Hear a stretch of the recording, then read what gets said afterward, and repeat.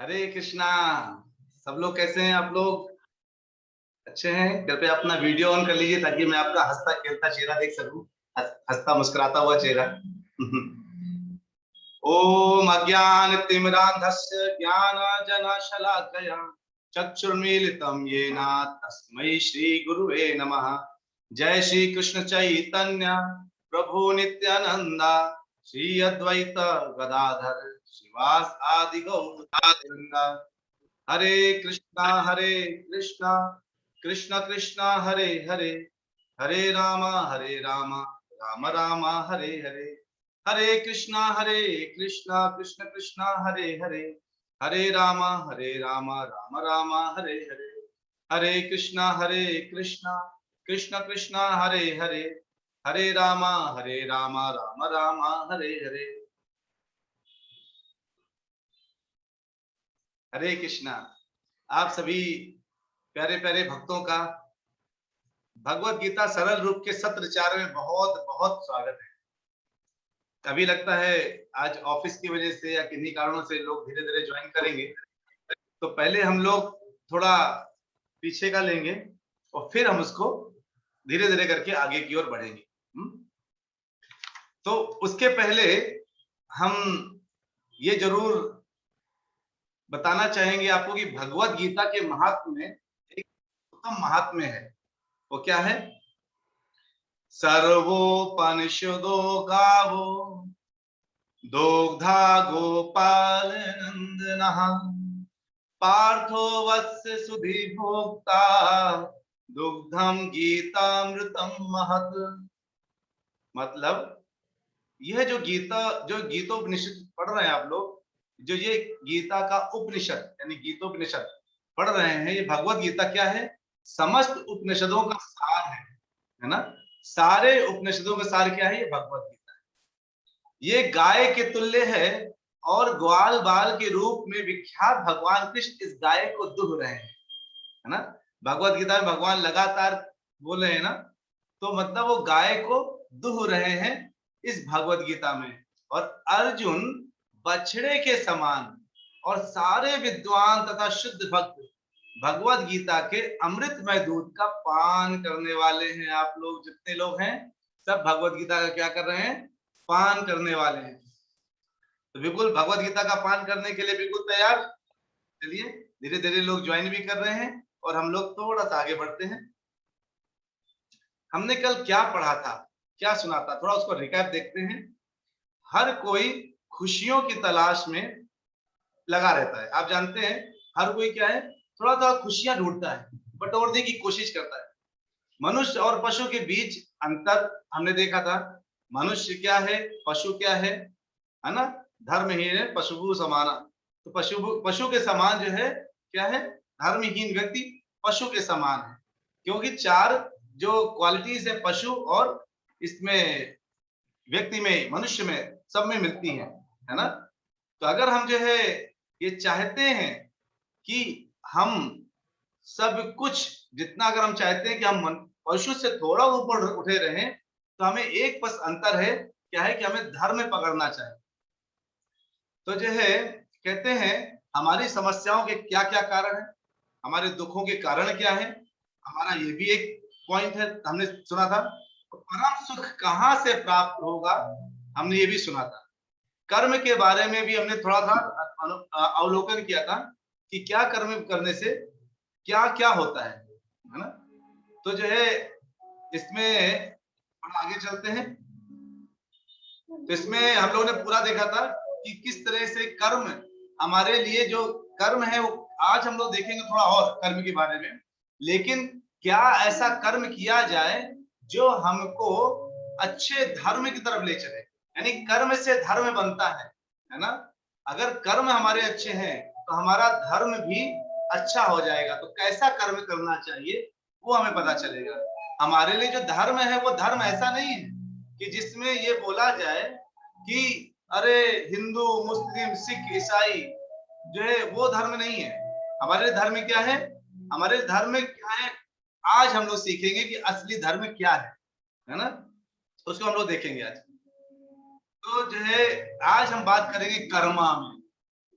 जो बोगे वही पाओगे, है ना। हमको क्या लगता है कि हम बोए कोई भी बीज बो दें, हमें हमेशा मैंगो मिले, अच्छा अच्छा टेस्टी सा आम मिलता रहे। कहते हैं लोग, अरे मैं क्या करूं, मैं जो है ये मेरा मजबूरी में करना पड़ रहा है, मुझे अपना पेट पालने के लिए काम करना पड़ रहा है। लोग ऐसा बोलते हैं। अच्छा, पेट पालने के लिए काम करना पड़ रहा है आपको, तो अगर इस काम के अलावा क्या दूसरा जीवन में कोई कार्य नहीं है जिससे आप दोनों को बैलेंस कर सकते, है ना। केवल अपने इंद्रियों को सेटिस्फाई करने के लिए, संतुष्ट करने के लिए हम जो कार्य कर रहे हैं, वो कार्य पूर्ण नहीं है, अपूर्ण है। वो कभी भी किसी पूर्णता को से बिना मिले कोई चीज पूर्ण नहीं हो सकती। जैसे अग्नि से बिना मिले हुए कोई चीज गर्म नहीं हो सकती, है ना। आप ये अगर सोचें, क्या कोई चीज अग्नि से मिले बिना गर्म हो जाएगी क्या? उसके लिए गर्मी से मिलना पड़ेगा। वैसे पूर्णता से मिलकर ही कोई पूर्ण हो सकता है।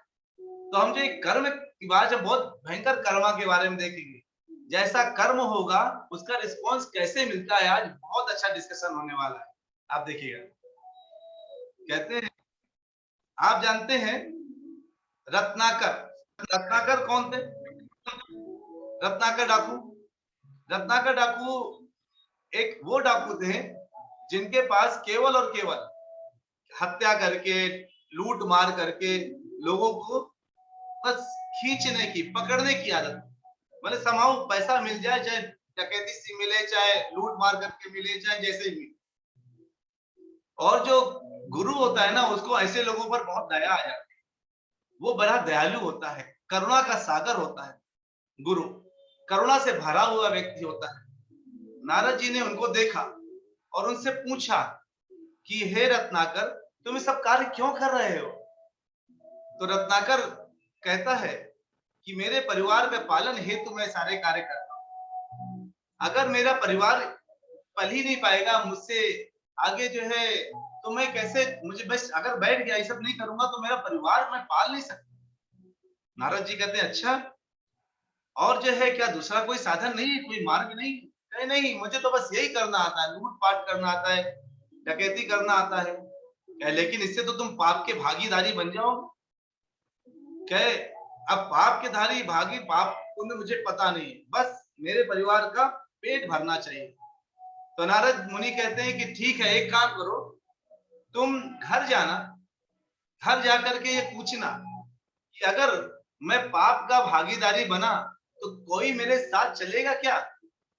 भाई मैं पाप कर रहा हूं और कल को मुझे अगर यमराज खींच करके नर्क की तरफ ले जाएंगे और वो बोलेंगे कि तुम अगर एक दो लोगों को ले जाओ तो तुम्हारे नर्क की अवधि कम हो जाएगी, तो क्या तुम लोगों में कोई मेरे साथ चलेगा क्या? तो जो है रत्नाकर कहते सब चलेंगे, मैं सबके सबके लिए इतना कर रहा हूं तो कौन मना कर देगा। नारद जी कहते ठीक है, और कहते हैं मुझे ये वाली बात कल आकर के तुम बता। रत्नाकर जी पहुंचते हैं, वहां जाकर के देखते हैं कि जो है किस तरीके से जो है पूरे परिवार खुशहाल बैठा है, क्योंकि तो डकैती करके आ रहे हैं, चोरी करके। तो सबको बैठाते हैं और पूछते हैं, अच्छा ये बताओ मेरे परिवार के लोगों, कल को अगर मेरा मृत्यु होती है और यमराज लेने आते हैं और कहते हैं अगर परिवार के दो चार लोगों तुम्हारे साथ नरक में होंगे तो सबका डिवाइड हो जाएगा, बराबर हो जाएगा, तो आप लोगों में कौन कौन मेरे साथ चलेगा? तो सबसे पहले उसने अपने पुत्रों से पूछा। पुत्रों ने कहा, पागल है क्या, पाप करें आप, चोरी करें आप, डाका डालें आप, सारे गंदे काम करें आप, और भोगे हम नहीं जाएंगे तुम्हारे साथ। फिर उसने अपनी पत्नी से पूछा। पत्नी कहती मैं कैसे जा सकती हूँ, मैं तो कोई पाप नहीं करती, पाप तो तुम करते हो। अब रत्नाकर को समझ में आ गया कि वो अभी तक जितना काम कर रहे हैं सब गड़बड़ है, बिल्कुल कोई ना कोई घोटाला है उसके पीछे। वो थोड़ा सा जो है परेशान हुए और दूसरे दिन का इंतजार करने लगे और नारद मुनि से मिलते हैं। कहते हैं देखिए मैंने जीवन भर तो गलत काम किया है, मेरे मुंह से तो मुझे क्या करना चाहिए? तो मुनि कहते हैं कि आप केवल राम राम जप, बड़ा मंत्र जपने की जरूरत नहीं, क्योंकि हमें पता है आप बड़ा मंत्र जप के पाओगे, कैसे कर पाओगे, आपने तो कभी किया नहीं। क्या मुझसे राम भी नहीं निकलेगा, क्योंकि मैंने तो जिंदगी भर मारा है, चोरी किया है, डाका डाला है। तो ये नारद मुनि कहते ठीक है, एक काम करो, तुम मरा मरा बोलना शुरू कर दो। तुम राम राम मत बोलो, तुम मरा मरा बोलो, लेकिन सतत बोलो, लगातार बोलते रहो। लगातार तुम जो है इसको पूर्ण, एक बार भी रुकना मत, जब जितना हो सके उतना तुम बोलते रहे। ये कहते हैं ठीक है। और इन्होंने क्या किया, राम राम राम राम बोलना शुरू किया, मरा मरा मरा मरा बोलना शुरू किया। अभी कहते हैं मरा मरा मरा मरा मरा मरा मरा मरा मरा मरा मरा राम राम राम राम राम राम। आप सोचिए, मैं भले बोल रहा हूँ मरा मरा मरा मरा राम, लेकिन आपको क्या सुनाई दे रहा है, राम राम राम। और भगवान इतने दयालु हैं, इतने दयालु हैं कि वो आपके इस मरा को ध्यान नहीं दिए, उससे निकलने वाले रत्नाकर जी के राम को ध्यान दिए। और कहते क्या है नारद मुनि, सत्य नारद मुनि भगवान के एक श्लोक सुना देते हैं उनको, हम कह सकते हैं, लेकिन जो भगवान ने भी एक बात बोली है क्या, सततम कीर्तयन्तो मां यतन्तश्चा दृढव्रताः नमस्यन्तश्च मां भक्त्या नित्ययुक्ता उपासते। कि सततम कीर्तयन्तो मां, मेरे जो भक्त हैं मेरी लगातार पूजा करते हैं, इसीलिए नारद मुनि का सततम कीर्तयन्तो राम, जो मरा है तो उसको सततम कीर्तन तो करो, अपने मत से राम निकलेगा। और उस राम राम राम राम राम राम राम मरा मरा मरा राम राम राम राम करते करते वो एक वाल्मीकि मुनि बने हैं। बताइए, आप सब लोग जानते होंगे वाल्मीकि जी के बारे में, वाल्मीकि रामायण सुनी होगी, है ना। भगवान का नाम तारने वाला है और वो नाम तार देता है ना। आगे आए तो जो है इधर देखिए, ये शूर्पणखा है जो बाद में कुब्जा बनी थी, और वो जाकर कुब्जा बन करके उसने, वो बाद में भगवान कृष्ण ने उनको किस तरीके से कुब्जा बन करके जब इन्होंने कृष्ण भगवान के पास आई तो भगवान ने उनको पूर्ण रूप दिया, अपना वापस रूप दिया, और किस तरीके से उनको अपनी पत्नी का दर्जा दिया। आप में से पता नहीं कितने लोगों को ये पता होगा। तो आप लोग कहेंगे शूर्पणखा, अरे इसको क्यों दिया? तो जो अब एक बड़ी अच्छी इसमें घटना है, जो शूर्पणखा है ना, वो कौन है पता है? असली में वो नयनतारा नाम की एक अप्सरा है, नयनतारा नाम की, जिसकी आंखें बहुत ही सुंदर थी, बहुत सुंदर, और वो नृत्य कर रही थी। वो नृत्य कर रही थी तो उनकी आंखें ऐसी मटकी, ऐसे इधर उधर घुमाया उन्होंने कि इंद्र को उनके ऊपर जो है प्रेम आ गया, स्नेह आ गया। और उस स्नेह के बाद जो है इंद्र ने देखा कि एक वज्रा ऋषि हैं जो बहुत अच्छी तपस्या कर रहे हैं, कहीं ऐसा ना हो कि ये जो है हमारी पोजीशन को पकड़ ले। उस भय से इंद्र हमेशा डरा रहता है, यानी जो भौतिक सुखों को प्राप्त करना चाहता है बहुत ज्यादा, तो आप जानते हैं वहां पे तो यहाँ से लेके ब्रह्म लोक तक सब जगह सुख प्राप्त करने का वो है, और स्वर्ग में तो बहुत ज्यादा सुख की साधन है, इसलिए वहां पे भगवान का नाम बहुत ज्यादा निकलता नहीं। वहां तो सततम होता रहता है, लेकिन वहां पर कीर्तन भगवान का ही होता है, लेकिन सुख के साधन इतने हैं कि लोग सुख में ही डूबे रहते हैं।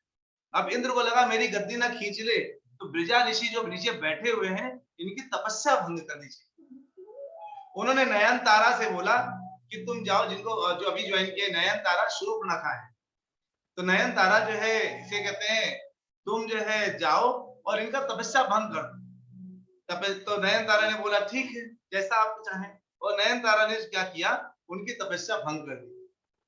जब तपस्या भंग करी तो ऋषि की तपस्या जब भंग हुई तो उन्होंने श्राप दे दिया कि जाओ तुम अब राक्षस के परिवार में जन्म लो। और इस तरह से वो बन गई, क्या बन गई वो, शूर्पणखा, है ना। और शूर्पणखा रामचंद्र जी को देख करके कामुकता के कारण उनसे शादी करने के लिए उनके साथ नीचे चली गई और राक्षस का रूप मिला, लेकिन वो नयनतारा के मतलब नयनतारा जैसी सुंदरी बन के गई रामचंद्र जी के साथ। लेकिन रामचंद्र जी और लक्ष्मण जी को कौन मोह सकता है ना, वो तो पूरे जगत को मोहित किए हुए हैं, मोह में लिए।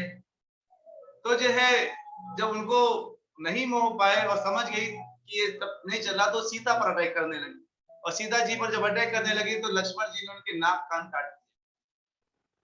अब वो नाक कान काट दिए तो आपने उसके बाद रामायण उनकी कथा के सुनी नहीं होगी, उनका हुआ क्या। फिर उनके मन में हृदय में आ गया कि अब तो मैं इनसे शादी करके ही रहूंगी, और वो जो है 1000 साल तक तपस्या करती रही पानी के ऊपर, और तब जाकर के शिव जी ने बोला कि ठीक है, तुमको ये आशीर्वाद देते हैं कि जब भगवान द्वापर युग में आएंगे तो तब तुम्हारी उनसे शादी हो जाएगी, चिंता ना करो। लेकिन तुमने जो कर्म कर दिए उसकी वजह से तुम्हें सुंदर रूप नहीं मिलेगा, कुब्जा का रूप मिलेगा। और वो कुब्जा रूप में, कुब्जा मतलब जिसके कुबड़ होता है पीछे, उस रूप में मिली। और जब भगवान कृष्ण को मिले तो उनके रूप को ठीक किया, वैसे ही कर दिया जैसे नयन तारा का रूप था, और उनको अपनी पत्नी का दर्जा दिया। ये भगवान, ये कैसे, ये सब जो है। और देखिए शूर्पणखा ने रामायण में कितना बढ़िया रोल निभाया, अपने नाक कान कटवा करके उसने सारे राक्षसों को मरवा दिया। ध्यान से सोचिए, है ना, सारे राक्षस वंश को शूर्पणखा ने ही मरवाया है ना। और अगर आप इसमें और एक पॉइंट आप इसको देख सकते हैं, जो अभी नया है वो देख लें। जैसे रत्नाकर है और वाल्मीकि है, तो ये हकीकत रत्नाकर में परिवर्तन कैसे आया। तो सोचिए, एक गुरु के मिलने से, एक साधु के जरा से थोड़ी देर के लिए मिलने से, थोड़ी देर के संग से, अगर रत्नाकर जैसा डाकू वाल्मीकि जैसा मुनि बन सकता है, तो अगर हम लोगों को भी कोई अच्छा साधु कोई हमको क्या करे, थोड़ा संग देते। साधु संग सर्व शास्त्र, अरे सभी शास्त्र कहते हैं साधु संग कर लो, साधु संग कर लो। सभी शास्त्र एक ही बात बोलते हैं, लव मात्र साधु संगे सर्व सिद्धि हो। थोड़ी देर के लिए अगर साधु संग मिल जाए तो पूरी सिद्धि प्राप्त हो जाती है। हमें थोड़ा देर के लिए भी साधु संग अगर मिल जाता है तो हमें जो है क्या करना चाहिए, पकड़ लेना चाहिए, बहाने ढूंढने चाहिए साधु संग करने के। हमें साधु संग को छोड़ने का, बिल्कुल पकड़ने का मौका नहीं छोड़ना चाहिए, है ना। अगर आप साधु संग करते हैं तो आपको बहुत जल्दी क्या मिलता है, मुक्ति मिलती है। इसका बहुत अच्छी कथा है, लेकिन आज समय कम है, उस कथा को नहीं सुनूंगा। लेकिन जो है हम आगे देखते हैं इसके। लेकिन साधु संग के लिए जितना चेष्टा हो सके करना चाहिए। अब जो है मनुष्य कर्म की रस्सियों से क्यों बंधे हैं, अब आपको जो है ये देखना है कि मनुष्य कर्म की रस्सियों से क्यों बंधे हैं। क्या आपने कर्म की रस्सियां देखी है किसी ने? अरे नहीं, हमने तो नहीं देखी भाई। लेकिन हम क्या बंधे हैं? बिल्कुल बंधे हैं। कैसे बंधे हैं? अगर आज आप सोचें कि आप 1 महीना वृंदावन में रह लें, क्या आप रह पाएंगे? घर में सब बिगड़ जाएगा, खाना कौन बनाएगा, पीना, यानी बंधे तो है ना, स्वतंत्र नहीं है, बंधे हैं। अरे कुछ लोग ऐसे भी हैं जो स्वतंत्र हैं, वृंदावन में घूम रहे हैं, बिल्कुल ऐसे ही। आप देखिए पूरे टाइम वृंदावन में घूम करके क्या करते रहते हैं, वो पूरे टाइम वृंदावन में घूम करके वो केवल और केवल परिक्रमा लगाते हैं गोवर्धन महाराज की, है ना। और वो जो है तो वो स्वतंत्र रूप से रहते हैं। आखिरकार कैसे? उनकी कर्म की रस्सियां क्या ऐसी नहीं थी क्या कि उनकी शादी हो गई हो, या वो परिवार में फंस गए हो, या बिल्कुल ऐसे ही बिल्कुल बंधन में बंध गए हो। कभी कभी आपको लगता होगा ऐसा बंध गया हूं मैं, मत पूछो। लगता है पूर्ण रूप से बंधन है मेरे पास, मैं क्या करूं उस बंधन को से मुक्ति पाने के लिए, ऐसा महसूस होता होगा बीच बीच। अच्छा, उस कर्म, कुछ बंधन से मुक्ति के लिए क्या करें? वही सलूशन भगवत गीता देती है। आप कर्म के बंधन से मुक्त कैसे हो सकते, है ना। उच्च चेतना और तर्क की भावना के साथ हमारी जो जिम्मेदारी है वो ज्यादा हो जाती है। एक राजा का मतलब क्या होता है? एक राजा का मतलब होता है कि वो अपने प्रजा के सारे सदस्यों की रक्षा करे। प्रजा कौन है? अगर मैं पूछूं प्रजा कौन है तो आपको लगेगा हम सब प्रजा है। नहीं नहीं, केवल हम प्रजा नहीं है, हम भी प्रजा हैं, पेड़ पौधे भी प्रजा हैं, जीव जंतु भी प्रजा है। सारे किस्म के लोग, जितने भी लोग हैं, सब के सब प्रजा के अंतर्गत आते हैं। राजा की जिम्मेदारी हो जाती है कि सबकी रक्षा। क्योंकि मनुष्य का क्या है, दिमाग सबसे ऊपर है, वो जो है सबसे अच्छा सोच सकता है। उसकी जिम्मेदारी बन जाती है कि सारे जीव जंतु उसके संरक्षण में है, उनकी रक्षा होनी चाहिए, ना कि उनका वध होना चाहिए, है ना। भगवान ने गायों की रक्षा की, उनको पाला पोसा, उनको बड़ा ही प्यार दिया, ये बताया हमको कि गौ रक्षा के लिए ध्यान दीजिए, जीव जंतुओं की रक्षा के लिए ध्यान दीजिए। कैसे? हमको, हम उनके कैसे ऊपर उबर सकते हैं? कुछ ऐसा हम कर सकते हैं क्या कि हमारे आसपास की जो जीव जंतु, जो छिपकली है आपके घर की, जो मच्छर है, क्या वो भगवान का नाम ले सकता है? नहीं ले सकता। लेकिन कान दिया है भगवान ने उसको, वो सुन सकता है। आपने अगर भगवान का नाम ले लिया तो उसके कान में वो प्रवेश कर जाएगा, और कान में अगर प्रवेश कर गया वो नाम, तब क्या होगा? कान में जैसे ही प्रवेश करेगा नाम, वो स्वतंत्र हो जाएगा। जो जीव जंतु होते हैं ना, उनको जो है उनको कोई पाप नहीं लगता है। आप लोग बता, वो क्या होता है, वो नरक भी नहीं जाते हैं, नरक नहीं जाते। जैसे एक मछली मरेगी तो हो सकता है वो छिपकली बन जाए, कोई और मरेगा तो कुछ और बन जाए। ऐसे लोग 84 लाख योनियों में भटकते रहते हैं, यहाँ मर के तुरंत कुछ और बन जाते हैं। तो ऐसे 84 लाख योनियों में भटक भटक कर बड़ी मुश्किल से मनुष्य योनि मिलती है, और मनुष्य योनि मिली और हमने काम किसके तरह किया? जानवरों की तरह काम किया, तो हमें क्या मिलेगा? हम अपने कर्म को काट, भाई कर्म को हम बांध रहे हैं, काट नहीं रहे। हमें कर्म के बंधन से कटना है। अगर आप सोचिए, अगर आपको कोई रस्सी से बांध दे तो सबसे पहला कर्तव्य क्या होगा कि मैं किसी तरीके से इस रस्सी से मुक्त हो जाऊं, है ना? यही तो होगा ना कि नहीं? अरे तो मुझे बंधा हुआ बहुत मजा आ रहा है, कोई टेंशन नहीं है, मुझे बंध के बहुत मजा आ रहा है। ऐसा कोई सोचता है क्या? अरे मैं बंधा हूं तो बहुत दिन, वाह क्या बंध गया हूं, मजा ही आ गया, है ना? सबसे पहले मुक्त होने की सोचेंगे। हम कर्म के बंधन से बंधे हुए हैं, इसलिए नाना प्रकार के कष्ट भोग रहे हैं। तो इनसे निकलने का साधन क्या है? हम वो चीज जो है देखें। देखिए, हमारी इच्छाएं, कार्य और प्रतिज्ञाएं हमारा भविष्य है। आप जो इच्छा करते हैं उसके हिसाब से आपका कर्म बन जाता है। आपने सोचा मुझे गोवा जाना है, आपको गोवा जाना है, तो आपके कार्य कैसे हो जाएंगे? आप एक गाड़ी बुक करेंगे, आप धनार्जन थोड़ा सा करेंगे गोवा जाने के लिए, उसके हिसाब से आप कपड़े खरीदेंगे, तो सारे कर्म कैसे हो जाएंगे? गोवा जाने वाले हो जाएंगे। फिर हमको वहां जाना है, अब आप पे पूरे सेट हो गए हैं, अब आप चले गए। अब वहां जाकर प्रतिक्रियाएं क्या होंगी कि आप वहां पहुंच गए और वहां जाकर के केवल, अरे गोवा में तो नाना प्रकार की शराब मिलती, चलो एक बार टेस्ट कर लेना चाहिए। अरे गोवा में तो ये मिल रहा है, वो मिल रहा है, चलो ये कर लेना चाहिए, स्वतंत्र होकर वो कर लेना चाहिए। तो ऐसी हमारी प्रतिक्रियाएं हो जाएंगी, और फिर हमें जो मिलता है वापस, फिर हम सोचते हैं हमारे साथी क्यों।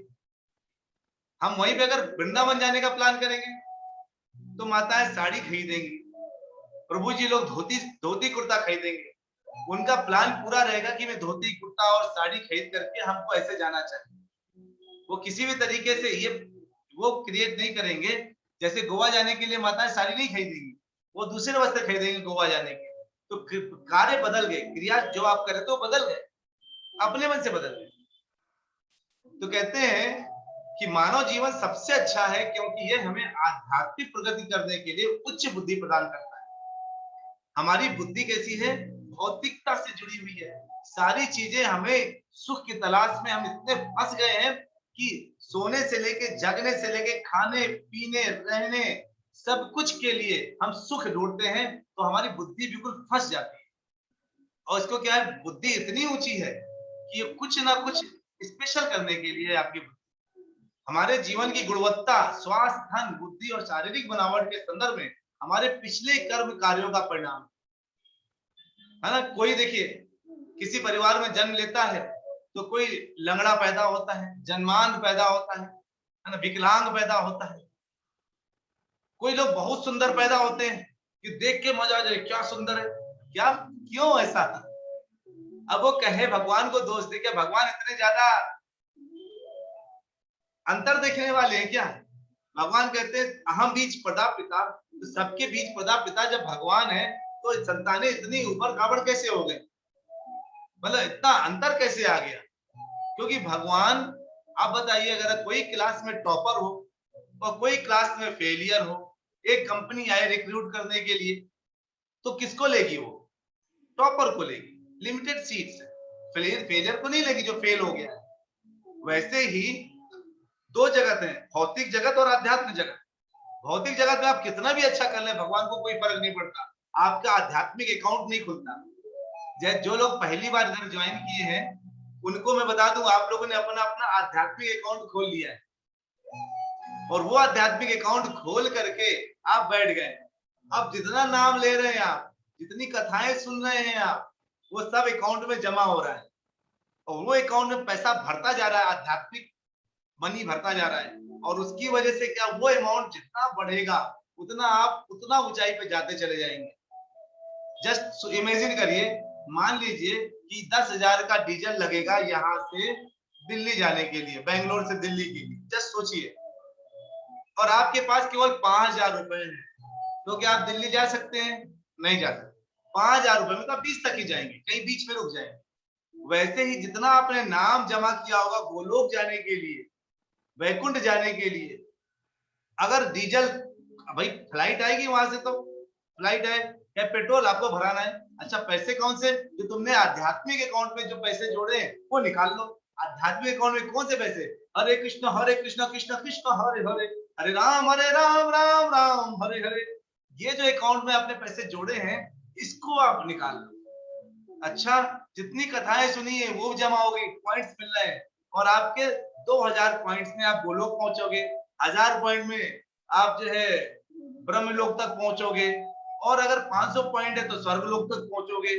और पॉइंट बिल्कुल जमा नहीं किए हैं, और पुराने पॉइंट भी जो जमा था निकाल लिए हैं, जीरो आ गए, नेगेटिव पहुंच गए, तो नरक लोक पहुंचोगे।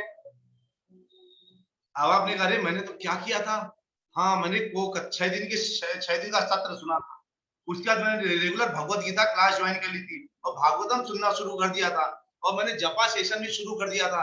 मेरा अकाउंट में इस समय 10,000 नहीं, लेकिन 8,000 होगा। तो भगवान एक काम करिए ना, मेरे 8,000 जमा रहने दीजिए, और मुझे अगली बार किसी ऐसे घर में जन्म दे दीजिए जहां पे रह करके मैं आपकी भक्ति करूं, और फिर से उसमें और अकाउंट डालूं, और फिर गोलोक जाऊं। हरि बोल। है कि नहीं? जन्म जन्म में मुझे कितना भी, मुझे क्या चाहिए? आपकी भक्ति दीजिए, और फिर मुझे अपने धाम लेके जाइए, लेकिन मैं बीच में नहीं कहीं रुकना चाहता, मैं अब सीधे आपके धाम जाना चाहता हूँ, आपके पास आना चाहता हूँ। भगवान कहते हैं, अंत काले च मामेवा स्मरन् मुक्त्वा कलेवरम, या प्रयाति सा मद्भावम याति नास्तत्र संशयः। अरे जो लगातार लगातार जो क्या कर रहे हैं, जो लगातार भक्ति कर रहे हैं, लगातार नाम जप कर रहे हैं, अभ्यास कर रहे हैं, तो अंत काल में उनको उसकी याद आएगी। लेकिन जिसने पूरे जीवन केवल काम वास्ता में निकाल दिया, ये मिल जाए लालच में निकाल दिया, हमेशा कुछ ना कुछ यहाँ से मिल जाए, वहां से मिल जाए, उसको कुकुर का जन्म मिलता है। देखिए, बहुत लस्टी पर्सन है, कुत्ते का जन्म लेता है। बहुत आलसी, अरे सुनो जरा, घर में आलू नहीं, आलू लेके आना। अरे क्या डेली आलू मंगा दे रहे थे, आज तुम कुछ और बना दो। ऐसे करते करते 6 दिन निकल गए। आलू नहीं घर में, वो सोए जा रहे, सोए जा रहे। वो जो है भालू का रूप ले लेते, आलू नहीं लाने वाले भालू लाते, भालू बन जाते। मतलब बहुत आलसी लोग, है ना। एनवीएस पर्सन, वो कौन बन जाते? सांप बन जाते हैं। जो बिल्कुल बॉडी बिल्डर ना, पूरे टाइम बॉडी एक्सपोज करते हैं। आजकल तो जो है कलयुग में, इस कली काल के बद्ध जीवों में जो अधम पुरुष और स्त्रियां हैं, वो जो है नाना प्रकार के अलग अलग जगह पर जाकर के अपना एक्सपोजर देते रहते हैं लोग। वो लोग पेड़ पौधे बन जाते हैं, और जो मांस खाते हैं वो मांसाहारी जीव बन जाते हैं। हमने खुद डिसाइड करने वाले हैं, प्रभु जी माता, कोई और डिसाइड नहीं करेगा। और बाद में अगर हमको मान लो नंबर कम ले, पढ़ाई कम करी 6-7 महीने, साल भर एग्जाम दिया, नंबर आए कम, अब हमको साइंस साइड नहीं मिलेगा, आर्ट साइड मिलेगा। क्यों? क्योंकि नंबर हमारे क्या है? कम है। अब बैठ के रो, मुझे साइंस साइड नहीं मिली, मैं आर्ट साइड करने जा रहा था। क्या रोने का? अब का पछताए का भाई, जब चिड़िया चुप गई खेत। अब चिड़िया तो चुग गई, साल आपका निकल गया, अब रोने से कोई फायदा नहीं है। अब तो निकल गया, ये जीवन निकल गया, जो जीवन दिया गया था, ये नाव दिया गया था। कहते तुम भव सागर में जा रहे हो, ये नाव, ये शरीर लेकर के जाओ, ताकि तुम आराम से खे करके बाहर किनारे लग जाओ, और ऐसे धाम पे चले जाओ जहां पे वापस, यहाँ प्रयाति सामत भावन, वहां जाकर के भगवान कहते मेरे स्वभाव को प्राप्त करता है, और प्राप्त करने के बाद वो कभी वापस नहीं आता। ये शरीर दिया गया था इसीलिए नाव, ताकि इस भव सागर से तुम पार हो जाओ। तो तुमने क्या किया? इस नाव के साथ और सागर में घुस गए और डूब गए। वहां पर छोटे से क्षणिक आनंद के लिए तुमने बड़ा सुख छोड़ दिया। यही बात हो गई ना कि आपको जो है एक कंपनी आई पहले और आपको नॉलेज ज्ञान बहुत ज्यादा है, लेकिन पहली कंपनी आई और आपने 5 लाख का पैकेज स्वीकार कर लिया और दूसरी कंपनी आपको 50 लाख का देने वाली थी। उस 5 लाख के चक्कर में 50 का नुकसान हो गया।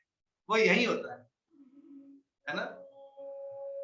कई लोग म्यूजिशियन बन जाते हैं, कई लोग साइंटिस्ट बनते हैं, अलग अलग समय पर बुद्ध के समय में जो चेतना है, तो हम जो लगातार सोचते रहते हैं हमें वही मृत्यु के समय पे प्राप्त होता है। अब आपको अगर भगवान का धाम प्राप्त करना है तो क्या करना पड़ेगा? हरे कृष्ण कृष्ण कृष्ण हरे हरे, हरे राम राम राम हरे हरे। लगातार जिह्वा को धार धार धार धार चलाते रहना। आप कहेंगे प्रभु जी आप कह रहे लगातार चलाते रहो, हम ऑफिस में हैं और कीर्तन करेंगे तो ऑफिस से बाहर निकाल दिए जाएंगे। अरे मैं ये नहीं कह रहा कि आप ऑफिस जाके कीर्तन करिए, जिस जगह पर भगवान का कीर्तन भजन कर सकते हो, नाच गाना कर सकते हो, वहां नाच करिए, जोर जोर चला के वो गाइए। जहां नहीं कर सकते वहां केवल जपा कर सकते, थोड़ा तेज बोल करके जपा करिए जो आपको सुनाई दे। ये भी नहीं कर सकते तो केवल होंठ चलाइए और जो है कुछ दिक्कत नहीं। और अगर वो भी लगता है कि अरे कोई मेरा होंठ देख के भी बोलेगा कि मुझे कोई गाली तो नहीं दे रहा है, तो वहां पर केवल अपने जीव अंदर अंदर चलाइए। जिस तरह से घंटी बजती है ना, घंटी घंटी के अंदर एक टंग होती है, वो टन टन टन करती है लेकिन दिखती नहीं है, आवाज आती है ना। वैसे जब हम जिह्वा मुंह के अंदर भी जिह्वा से बोलेंगे ना हरे कृष्ण कृष्ण हरे राम, मन में बोलेंगे बिना होंठ हिलाए, तो भी भगवान सुन लेते हैं और बिना आवाज के भी भगवान को सुनाई देता है। करिए, क्योंकि जब आप करते रहेंगे, अभ्यास करते रहेंगे, नाम लेते रहेंगे तो अंत काल में आपको वही नाम याद आएगा और फिर आगे पता चलेगा आगे एक दो स्लाइड्स में कि उसका क्या बढ़िया फल होता है। यह है अजामिल। अंत काल के समय इसके अजामिल है, वो जो है बहुत ही बड़ा पापी है, वो सारे प्रकार के पाप करता है, सब कुछ करता है। वैश्या के साथ अपनी पत्नी को छोड़ दिया, वैश्या के साथ शादी करके घर ले आया, वैश्या को घर ही ले आया, उसके बच्चों को पाल रहा है, जो पता नहीं किसके बच्चे होंगे वैश्या के पाले, उनको भी पाल रहा है। साथ में उसका भी एक बच्चा हुआ छोटा, सबसे छोटा बच्चा। किसी किसी जगह, चूंकि अजामिल एक ब्राह्मण पुत्र है, तो एक कहीं ना कहीं कोई पुण्य कर्म था कि एक साधु आ गया इनके घर में, और जब अजामिल बाहर था तो जो है साधुओं को रुकने की जगह चाहिए थी। बहुत शॉर्टकट में सुना रहा हूँ, बहुत अच्छी कथा है लेकिन टाइम नहीं। साधु आगे बोलते हैं उसकी पत्नी से कि देखो तुमने मेरी सेवा करी है, एक काम करना, मैं एक चीज तुम्हें दे के जा रहा हूँ, इस बच्चे का नाम नारायण रख देना। क्या ठीक है? पत्नी ने बोला ठीक है नारायण रख देंगे। अब जब नारायण जो है रख दिया गया तो लगातार, अब इसको अपने पुत्र था, वो इससे खुद का पुत्र था अजामिल का, उसको नारायण से बहुत प्रेम था। हाँ नारायण इधर आओ, नारायण इधर आओ, नारायण चलो मेरी पीठ में चढ़ जाओ, नारायण ये खाओगे, नारायण ये पियोगे, नारायण नारायण नारायण करता रहता। और जब अंत समय आया इसका तो यमदूत आ गए, और यमदूत आकर के बिल्कुल ऊपर आ गए, बड़े बड़े काले काले, बहुत उसके उल्टे सीधे बिल्कुल ऐसे पीतल जैसे बाल थे, भयंकर दांत और बिल्कुल लाल काला चेहरा, और इतने भयावह दिख रहे हैं कि जब अजामिल ने उनको देखा तो उसकी मृत्यु के समय पे क्या होता है कि गला रुंध जाता है, आवाज निकलती नहीं है, और उस समय कुछ याद, और 40,000 बिच्छुओं के काटने का शरीर को दर्द दर्द होता है। क्यों? जो प्राण है, चेतना है, वो उसको चेतना को प्राण बोलते हैं। आत्मा से प्राण, शरीर के अंग अंग में प्राण है, सोचिए। यानी उस आत्मा से जो तरंगे हैं, जो आत्मा ने क्या कर रखा है, पूरे शरीर में प्राण छोड़ रखा है, चेतना छोड़ रखी है। मृत्यु के समय पे जब आत्मा निकलती है तो अपनी चेतना को लेके निकलती है, और जब पूरी रस्सी खींची जाती है तो टक टक, हाथ से निकला टक, पैर से निकला टक, तो पूरा खींचता है तो 40,000 बिच्छुओं के काटने का डर है, दर्द है, और गला रुंध गया है, किसी को बोल भी नहीं सकते कि मुझे कितना दर्द हो रहा है। और उस वक्त भगवान का नाम कैसे याद रहेगा? जब अभी कटता है तो बोलते हैं शिट। शिट का मतलब सबको पता होगा। पहले लोग जब चोट लगती तो कहते राधे राधे, अरे कृष्णा, हे भगवान, हे प्रभु दीनानाथ, ऐसे नाम बोलते थे। आज के बोलते शिट शिट शिट शिट। क्या हो जाता है, अचानक मौत सामने आई और मुंह से निकल गया शिट, तो शिट के कीड़े बन जाएंगे, कोई फायदा है क्या? तो किसका, कृष्ण कृष्ण कृष्ण कृष्ण कृष्ण कृष्ण की प्रैक्टिस करना है कि शिट शिट की प्रैक्टिस करना है? तो जब ये इसका सामने दिखे यमदूत, तो ऐसे नहीं कि नारायण निधारा जाओ, ऐसे नहीं बोला, वो पूरी प्राण से नारायण नारायण चिल्लाया, बुला रहा है अपने छोटे बच्चे को, और उधर क्या फील हो गया चेंज, भगवान को लगा ये मुझे बुला रहा है। कितने दयालु भगवान। आप नाम लीजिए किसी भी भाव से, भगवान को लगा ये तो मुझे बुला रहा है, और ये सोच करके भगवान जो है अपने, भगवान के जो देवदूत है वो सीधे चले जाते हैं। देख रहे, आप देख रहे हैं कितने सुंदर देवदूत हैं, देखिए ये यमदूत है कितने डेंजरस। अब बताइए देवदूत आए, यमदूत खूब पंगा हुआ, और बाद में देवदूतों ने उनको भगा दिया यमदूतों को, और इस तरह से और खुद भी चले गए। तो जो अजामिल की मृत्यु होने वाली थी उसको मौका मिल गया, और उसको समझ में आ गया, और उसने अपने आपको पूर्ण भगवान के नाम पे न्यौछावर कर दिया, और अंत में बहुत अच्छे धाम धाम की तरफ पहुंचा, वो लोग वैकुंठ धाम की तरफ पहुंचे डायरेक्ट। आप सोचिए, लेकिन क्या हमें मौका मिलेगा दूसरा? नहीं मिलने वाला। सब लोग अजामिल जैसे वो नहीं है। ये अभी जो आपको सुनने को मिल रहा है ये मौका ही तो है। कुछ लोग कहते हैं मेरे साथ होगा तो मानूंगा, और उनके साथ होता मानने का टाइम नहीं होता, हो जाता है और मानने का टाइम ही नहीं मिलता, है ना? इसलिए आपके होने का इंतजार मत करिए। आज पता चल गया ना अजामिल के साथ हुआ था, आज से शुरू हो जाएगी, क्या फर्क पड़ता है शुरू होने में?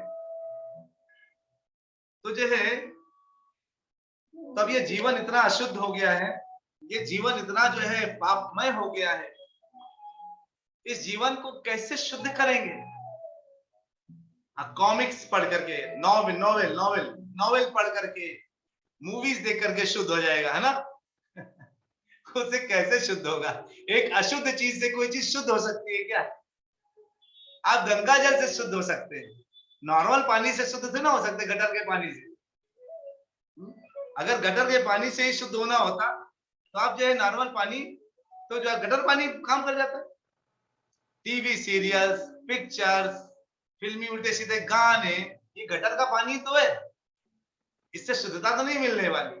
क्षमा कीजिए अगर आप लोग टीवी और इसमें इंटरेस्ट रखते हैं, क्योंकि मेरा काम आपको सच बताना है। कई बार गुरु लोगों से आदमी इसीलिए परेशान हो जाते हैं क्योंकि वो शीशा दिखा देते हैं और अपना शीशा इतना, चेहरा इतना गंदा लगने लगता है उसमें कि छोड़ो, आज से हम शीशा ही नहीं देखेंगे, है ना? आपको नहीं, सबको, सबके लिए एक जनरल बात है। टीवी को आचार्य लोग इडियट बॉक्स बोलते हैं, क्यों? क्योंकि उसमें कुछ है नहीं, टाइम वेस्ट है। तो टीवी देख करके, नॉवेल पढ़ के, कॉमिक्स पढ़ के, न्यूज़पेपर पढ़ के कोई बहुत बड़ा जो है विद्वान तो बन नहीं जाता। स्वच्छता शुद्धता कुछ होनी नहीं, तो जीवन शुद्ध कैसे होगा? कहते हैं भगवत गीता, अगर पुस्तकों में कुछ पढ़ना है माता जी, प्रभु जी, भगवत गीता पढ़िए। अगर कुछ खाना है तो भगवान का प्रसाद खाइए। और प्रसाद में देखिए, आपको दिख नहीं रहोगे, केवल 4 छोटे छोटे मिश्री के दाने नहीं दिख रहे होंगे। देखिए नीचे प्रसाद दिख रहा है। आहा, मुंह में किसको किसको पानी आ जाए एकादशी के दिन। दिनेश प्रभु प्रभु हाथ डाले, प्रभु मजे आया। है ना?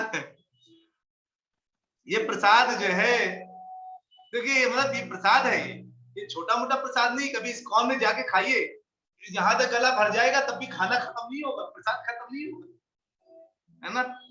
इसलिए खाना को खाया जाता है और प्रसाद को पाया जाता है।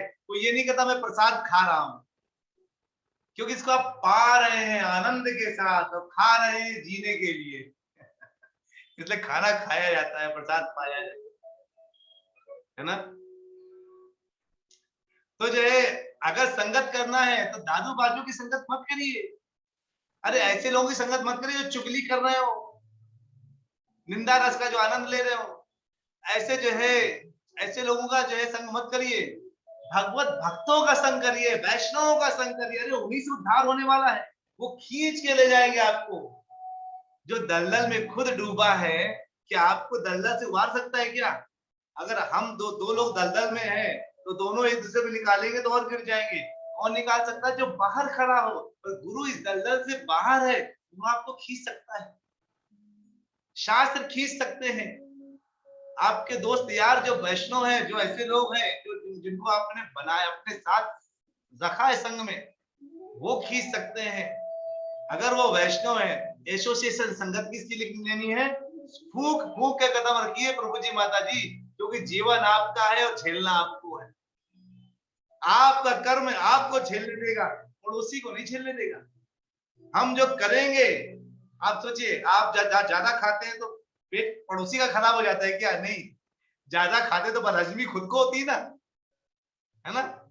ज्यादा खाते हैं, लोग कहते हैं अरे कल बहुत पी लिया, पूरा खोपड़ी दर्द कर रहा है, बिल्कुल सन सन हो रहा है। तुमने पिया तो तुम ही झेलोगे ना, पड़ोसी तो ना झेलेगा आगे। तो जो कर्म हम करेंगे झेलेंगे हम ही। बाद में भगवान को अगर शिकायत किया कि भगवान मेरे साथ ऐसा क्यों, अगर ये बाद में किया तो क्या फायदा? पहले से सोच लो ना कि मुझे नहीं करना। फिर बात है शादी पर मेरे साथ मैंने क्या किया? अरे जो तुमने किया तो लेखे जोखे में है। भगवान के यहाँ बेईमानी नहीं है। कोई आप 1000-500 देकर के नहीं उनको खरीद सकते। एक व्यक्ति था, सेठ था, जो मृत्यु सैया में पड़ा था, आ गए यमदूत लेने के लिए, कहते चल भाई तेरा हो गया। सेठ कहता है मैं तो बहुत पैसे वाला हूँ, आप चिंता ना करो, कितना चाहिए ये बताओ, तो 4 करोड़ देता हूँ, थोड़ा मुझे टाइम दे दो। यमदूत कहते तेरी ये भौतिक प्रगति की आदत गई नहीं आपकी। अरे हम पैसों का क्या करेंगे, तो चल तेरा टाइम हो गया। कहता है मेरा सब कुछ ले लो, मुझे 1 दिन दे दो। कहते नहीं मिलेगा। क्या मुझे 10 मिनट दे दो? नहीं मिलेगा। 2 सेकंड दे दो? नहीं मिलेगा। अरे अंत काल में जो 2 सेकंड भी जब नहीं मिलता है, वो समय, इस समय आपका समय ही समय है, क्यों वेस्ट करना है उसको भटक इधर उधर के उल्टे सीधे कर्मों कार्यों? हर सेकंड भगवान को दे सकते हैं ना। अरे नौकरी कर रहे हैं तो ये सोचिए कि इसकी सैलरी से मैं कुछ मंदिर में दान करूंगा, गायों को दान करूंगा, तो आपका सैलरी भी क्या हो गया? भगवान के लिए हो गया। आप खाना बना रहे किचन में तो ये सोचिए मैं भगवान के लिए बना रही हूँ और भगवान को भोग लगाऊंगी, उसको मैं प्याज लहसुन वगैरह नहीं डालूंगी, क्योंकि भगवान को तकलीफ होती है, वो छोटे बच्चे हैं। आद्यम पुराण पुरुषम नव यौवनम च, आदि पुरुष है, पुराण पुरुष है, लेकिन नौ छोटे बच्चे 16 साल के, उनको प्याज लहसुन ये बिल्कुल हजम नहीं होता। चिकन मटन अंडा उनको हजम नहीं होता है। उनको शुद्ध सात्विक हजम होता है। और वो जब खिलाते हैं उनको और तो उसके बाद आप लेते हैं तो देखिए कैसे शुद्धि आती है। हमें ये समझना पड़ेगा ना कि हमारे जीवन का उद्देश्य क्या है, खुद को कष्टों में डालना या खुद को कष्टों से निकालना, ये हमारे ऊपर डिपेंड करता है। और अगर कुछ कहना चाहते हो तो चैंटिंग कहिए, क्योंकि आप जो कर्म कर दिए गलत सलत, उससे क्या होता है? बीज बनता है, कर्म से बीज बनता है, और वो बीज बो जाया जाता है। वो बो देते हैं बीज, तो आपको दिखता नहीं है, कर्म का बीज बोया जाता है, कोई बोने वाला होता है, उससे जो फल मिलता है बाद में हम वो खाते हैं और प्राप्त करते हैं। अच्छा कर्म किया तो सुख मिलता है, बुरा कर्म किया तो दुख मिलता है। तो चैंटिंग करने से आपको वो जो कर्म के बीज है, सुख दुख दोनों का नष्ट हो जाता है, भून जाते हैं, और आप उसके सुख और दुख के ऊपर हो जाते हैं। कैसा कर्म करना चाहिए? सुख दुख समय कृत्वा लाभालाभो जया जयो। सुख दुख हानि लाभ जय पराजय, ततो युद्धाय युद्धस्व नैवं पापम अवाप्स्यसि। अरे आपको जीतेंगे हारेंगे, सुख होगा दुख होगा हानि होगा लाभ होगा, भगवान का नाम लेकर केवल स्मरण करते रहिए और अपना काम करते रहिए। भगवान कहते हैं आपको एक भी पाप नहीं लगेगा, मतलब आपका बीज हमने नष्ट कर दिया है, विनष्ट कर दिया। तो जब बीज ही नहीं है तो जब आपको जब जैसे ही बैठ करके चित्रगुप्त देखेंगे, अरे इनने क्या क्या लिखा, ये लिखा वो लिखा, नहीं इससे तो सारे बीज ही खत्म हो गए, कर्म ही नहीं दिख रहे, तब आपको पता चलेगा वो कर्म कौन से कर्म है जिससे बीज नष्ट हो जाते हैं, है ना? लेकिन उसके पहले ये ध्यान से देख लीजिए, हरे कृष्णा कृष्णा कृष्णा हरे हरे, हरे राम हरे राम, राम राम हरे हरे। आप सबको ये नाम ही तारे, हम सबको कौन तारेगा? ये नाम तारेगा। नाम के सिवा कोई तारने वाला नहीं है ना। कर्म के प्रकार, कर्म कितने प्रकार के होते हैं? आज तक तो हमें केवल एक ही प्रकार पता था, कर्म ही पूजा है। इसके अलावा कुछ पता तो था नहीं। तो क्या पता है? आज आपको पता चले कर्म इतने प्रकार के होते हैं। अरे कर्म, विकर्म, अकर्म, सामूहिक कर्म, संचित कर्म, प्रारब्ध कर्म। अरे भीड़ लग गई कर्मों की तरह। हम कौन सा वाला करते हैं ये हमें भी पता चलने वाला। देखिए कर्म और अकर्म, कर्म क्या है और अकर्म क्या है? कर्म क्या करना है? कर्म करना गतिविधि, जो आप कर रहे हैं वो कर्म है। जो भी आप कर रहे हैं वो क्या है? वो कर्म है, कुछ और नहीं, कर्म है। कर्म का अर्थ निर्धारित कर्तव्य। अब कोई कहता है मैं गरीबों को दान देता हूं, हाँ ये आपकी ड्यूटी है, आप कर रहे हैं, आप कर्म कर रहे हैं। भाई दान देना तो ड्यूटी है, लिखा है हर जगह भैया, वेदों में लिखा है कि आपको कर्म करना है, दान करना एक आपका कर्तव्य है। आपने कर्तव्य निभा दिया। मैं तो अच्छा खाना बना के सबको खिलाती हूँ, या मैं अच्छा नौकरी करके सबको पालता हूँ, हाँ ये आपका कर्म है, आप कर रहे हैं, निर्धारित कर्तव्य कर रहे हैं। और हर गतिविधि का एक परिणाम होगा, किसी को इसे, हर किसी को इसे सहन करना पड़ेगा। आप जो करेंगे, आपको अच्छा कर्म करेंगे तो सुख मिलेगा, तो आपको सुख को भी सहन करना पड़ेगा। भगवान कहते हैं ना, मात्रा स्पर्शास्तु कौन्तेय शीतोष्ण सुख दुखदा आगम पाइन नित्यम ताम तितिक्षस्व भारत। है ना, मात्रा स्पर्शात, थोड़े समय के लिए, कौन्तेय शीतोष्ण सुख दुखदा, आता है थोड़े समय के लिए आए, सुख और दुख, जैसे सर्दी और गर्मी आती जाती है वैसे सुख भी आता है और दुख भी आता है।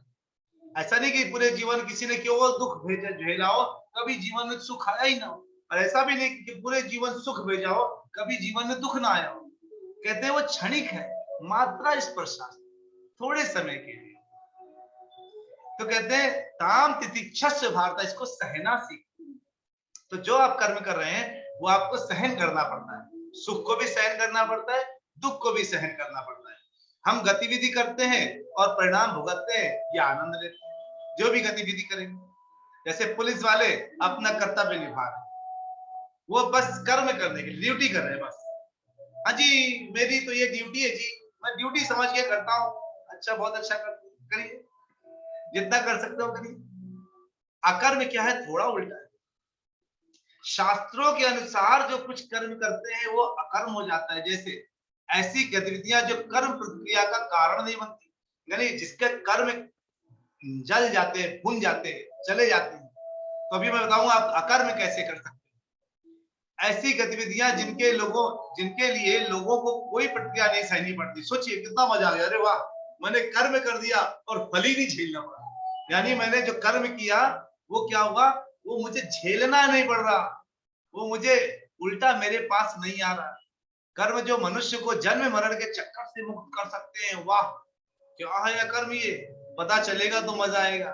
भगवान की प्रसन्नता के लिए किए जाने वाली गतिविधियां, अरे कैसे करूं?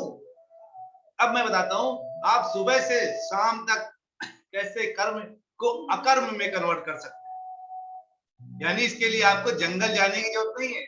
अर्जुन से भगवान ने ये तो नहीं कहा, ये तो नहीं कहा चलो उत्तिष्ठ और भागो जंगल की तरफ, ऐसा तो ना बोला। कहते उत्तिष्ठ और युद्ध करो। तो जो है कहने का ये मतलब है कि जैसे आप सुबह उठिए, आपने सबसे पहले क्या किया, मान लीजिए कोई पानी का गिलास लेते हैं, पीने के पहले श्री विष्णु श्री विष्णु श्री विष्णु पी लिया, वो पानी पीने का कर्म अकर्म हो गया, क्योंकि पहले आपने भगवान को बोल दिया। सिंपल तरीका बता दें। अब आपको झाड़ू पोछा करना है, अरे मेरे घर में तो मंदिर है, मंदिर में भगवान रखे हैं, छोटे बड़े कैसे भी भगवान रखे हैं भगवान, ये मैं अपना घर नहीं साफ कर रही हूँ, ये मैं अपने भगवान का मंदिर साफ कर रही हूँ। अब आपका घर का साफ करना भी क्या हो गया, अकर्म हो गया, है कि नहीं? घर का जो है, जो मंदिर साफ, घर साफ कर रहे हैं, वो चूंकि आपने मन में सोच लिया मंदिर साफ कर रहे हो गया, कर लो, हो गया, बस इतना ही। वो कर्म अकर्म में हो गया, क्योंकि अब वो काम भगवान के लिए हो गया। अब आप बच्चों को पढ़ा रहे हैं, बच्चों को मैं पढ़ा रहा हूं, तो मेरे बच्चे कल को ज्यादा ज्ञानी बनेंगे, पढ़ करके भगवत गीता को जल्दी समझेंगे, और भविष्य में भगवान के नाम के साथ इंजीनियर भी हूं। मैं अपनी कंपनी में एक अच्छे पोजीशन में भगवान की कृपा से स्थित हूं, लेकिन साथ में मुझे लगता है जो शास्त्र का ज्ञान मुझे मेरे गुरु महाराज से मिला है, मुझे अन्य आचार्यों से प्राप्त हुआ है, प्रभुपाद जी की पुस्तकें पढ़ के प्राप्त हुआ है, श्रवणम से प्राप्त हुआ है, उन सबको मैं अपने पुत्र को सिखाऊं, ताकि मेरा पुत्र भी आगे चल के पढ़ाई के साथ साथ, अब वो मृदंग भी सीख रहा है, वो उसको उसको सारे कई श्लोक आने लगे हैं, वो कई श्लोकों में अपने अपने 10-12 दोस्तों को प्रीचिंग करता रहता है। वो आज 10 साल का बच्चा है, लेकिन प्रीच करता रहता है, जिसको देखो उसको प्रीच करता है, श्लोक सुनाकर उसको बोलता है कि तुमको ये काम नहीं करना है। हमारा कर्तव्य यही होना चाहिए, हमारी ड्यूटी, हमारी रिस्पॉन्सिबिलिटी यही होना चाहिए कि हमारे बच्चों को, क्योंकि हमने क्या पढ़ा था, वो माँ बाप नहीं है, माँ बाप गुरु नहीं है, जो अपने बच्चों को इस जन्म मृत्यु के चक्कर से ना छुड़ा सके। उनको माँ बाप और गुरु कहने का कोई अधिकार नहीं। अपने बच्चों को थोड़ा थोड़ा, बेटा एक बार हरे कृष्ण महामंत्र बोल दो, एक जपा कर लो, भगवान के सामने वो नमस्कार करो। अच्छा, जान बुझे काम दे, देखो मैं थोड़ा सा बिजी हूँ, तो भगवान को थोड़ा मंदिर साफ कर दोगे क्या? बच्चे करते हैं, हमारे बच्चे सब कुछ करते हैं। अच्छा, थोड़ा आरती कर दो, या आरती कर दो भगवान, है ना? तो ऐसे करके, तो अब आप बच्चों को अगर पाल रहे हैं और इस भाव से पाल रहे हैं कि ये कल को बड़ा हो गया एक अच्छा टीचर बन जाए, एक अच्छा भक्त बन जाए, वो बच्चों को पढ़ाना भी अकर्म हो गया। नौकरी किस लिए कर रहे हैं? ताकि मैं इससे जो पैसे लेके आऊंगा, मेरे घर में खर्चा होंगे, और मेरे घर वाले उसको प्राप्त करके उससे आहार बनाएंगे, वो भगवान को चढ़ाएंगे। जो नौकरी से पैसे आएंगे, भोग लगा करके हम पूरे सब परिवार खाएंगे, कितना मजा आएगा। भगवान का मंदिर साफ सुथरा रखेंगे, कितना आनंद लेंगे। तो नौकरी करना भी अकर्म हो गया।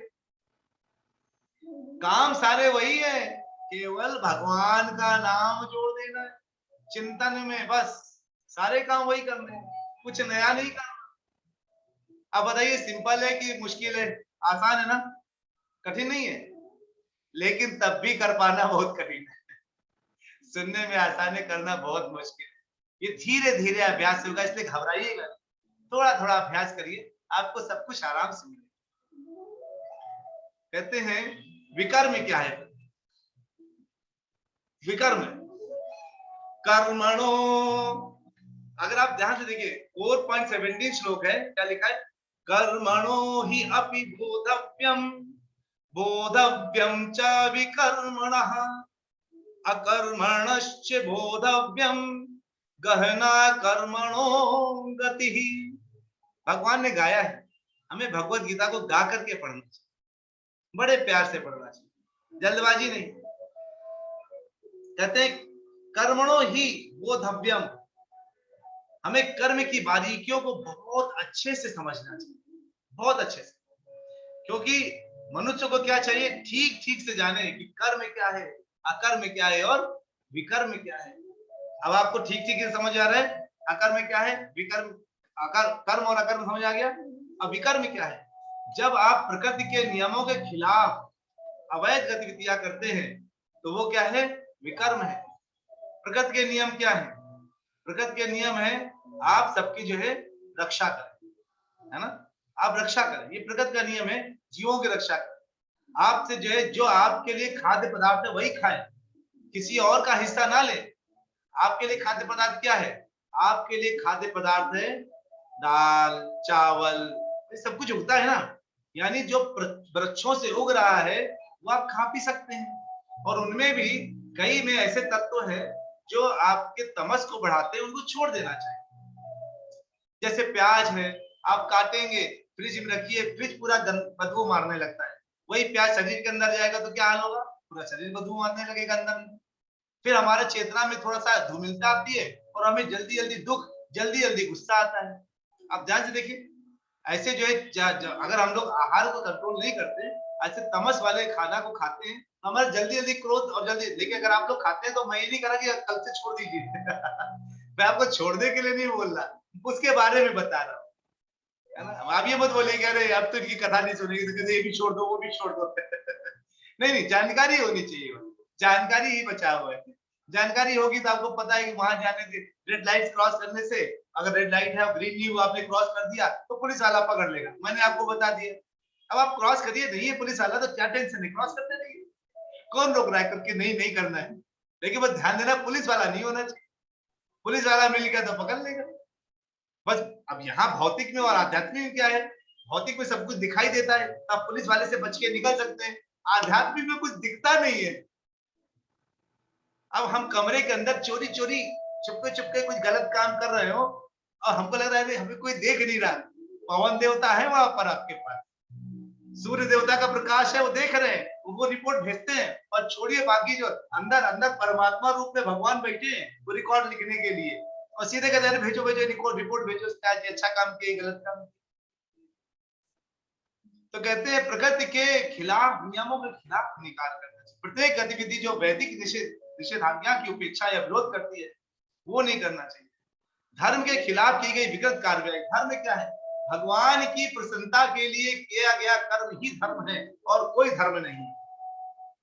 हिंदू मुस्लिम सिख ईसाई तो मानवों ने बना दिया ताकि आपस में भिड़ंत करते रहे, और कलह का जो कलयुग का जो कलह है वो जिंदा कैसे रहेगा।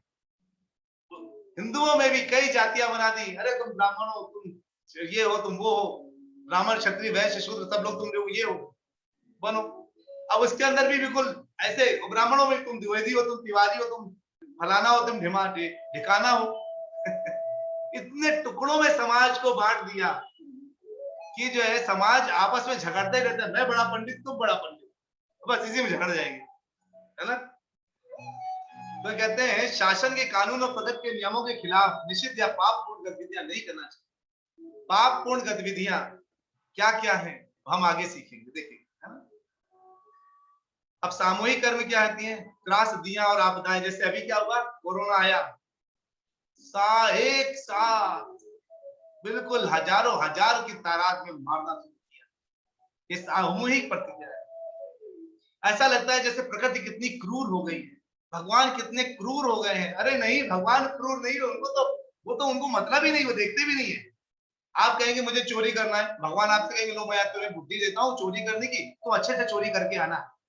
आप कहेंगे मुझे डाका डालना है, भगवान पूरे आदमी भी 4-5 दे देंगे डाका डालने के लिए, और आपको पूरी बुद्धि भी देंगे कि 4-5 आदमी को कैसे मोटिवेट करें डाका डालने के लिए, तो उसमें भी सफलता दे देंगे। भगवान आपको हर चीज में, कई लोग कहते हैं अगर भगवान को पता है कि चोरी करना पाप है तो भगवान हमको हमसे चोरी क्यों कराते हैं।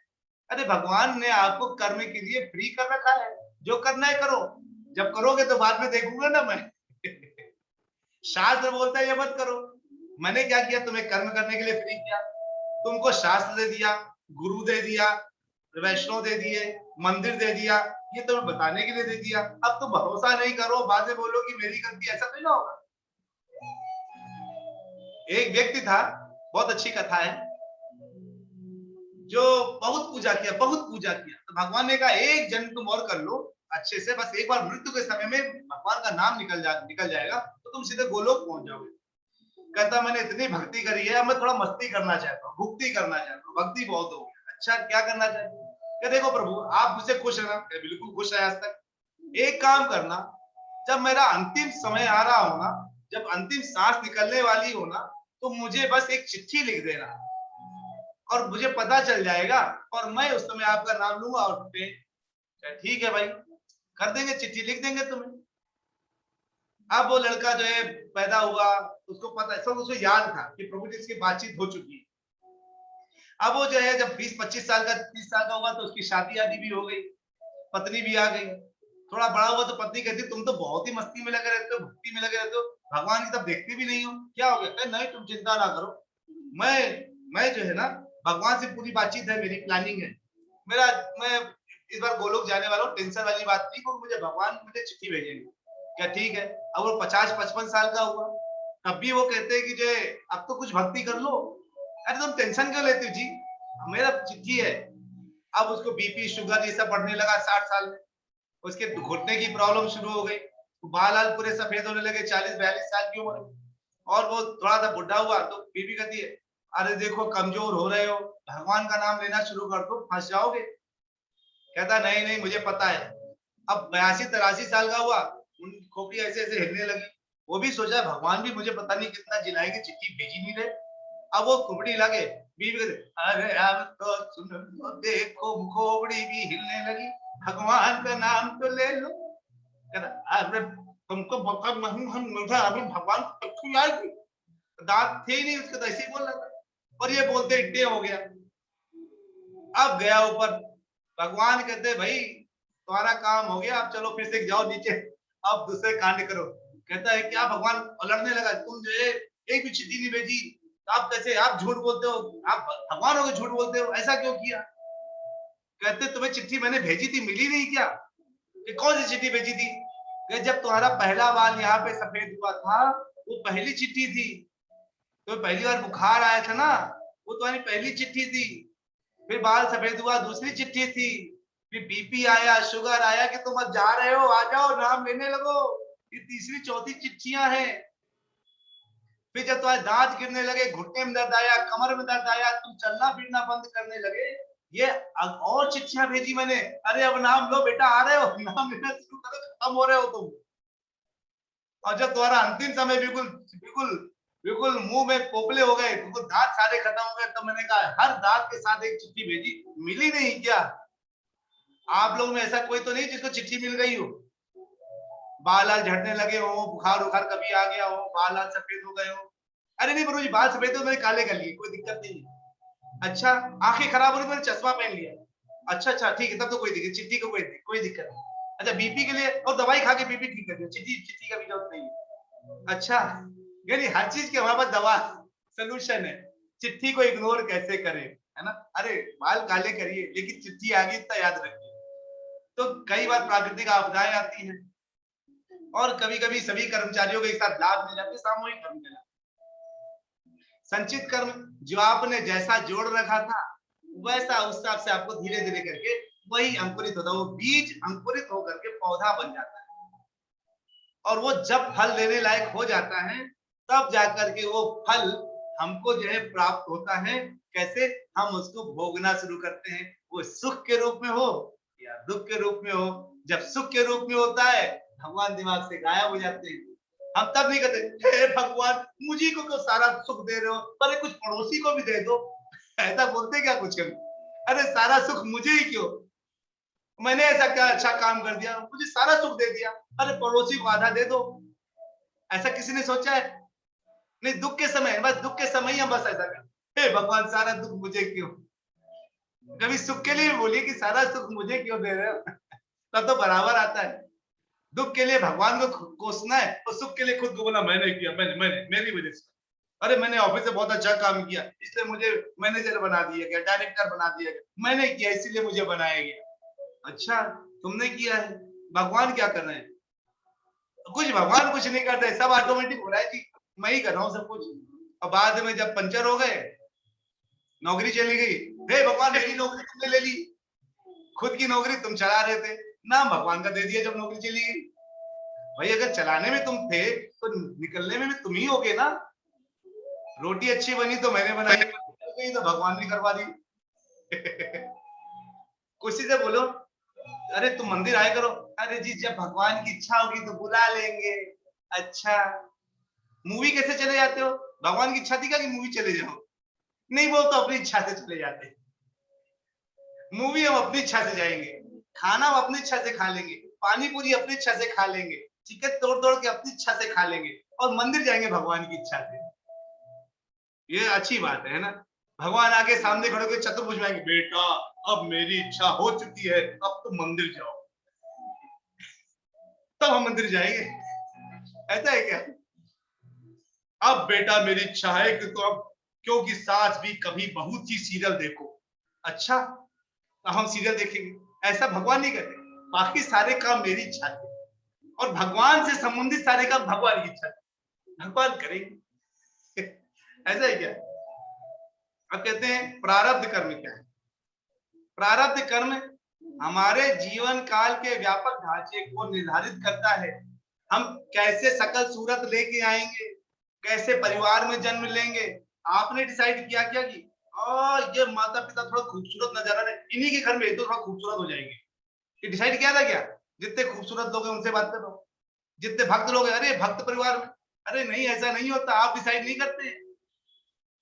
आप डिसाइड करते हैं क्या? नहीं नहीं नहीं, आप डिसाइड नहीं करते हैं।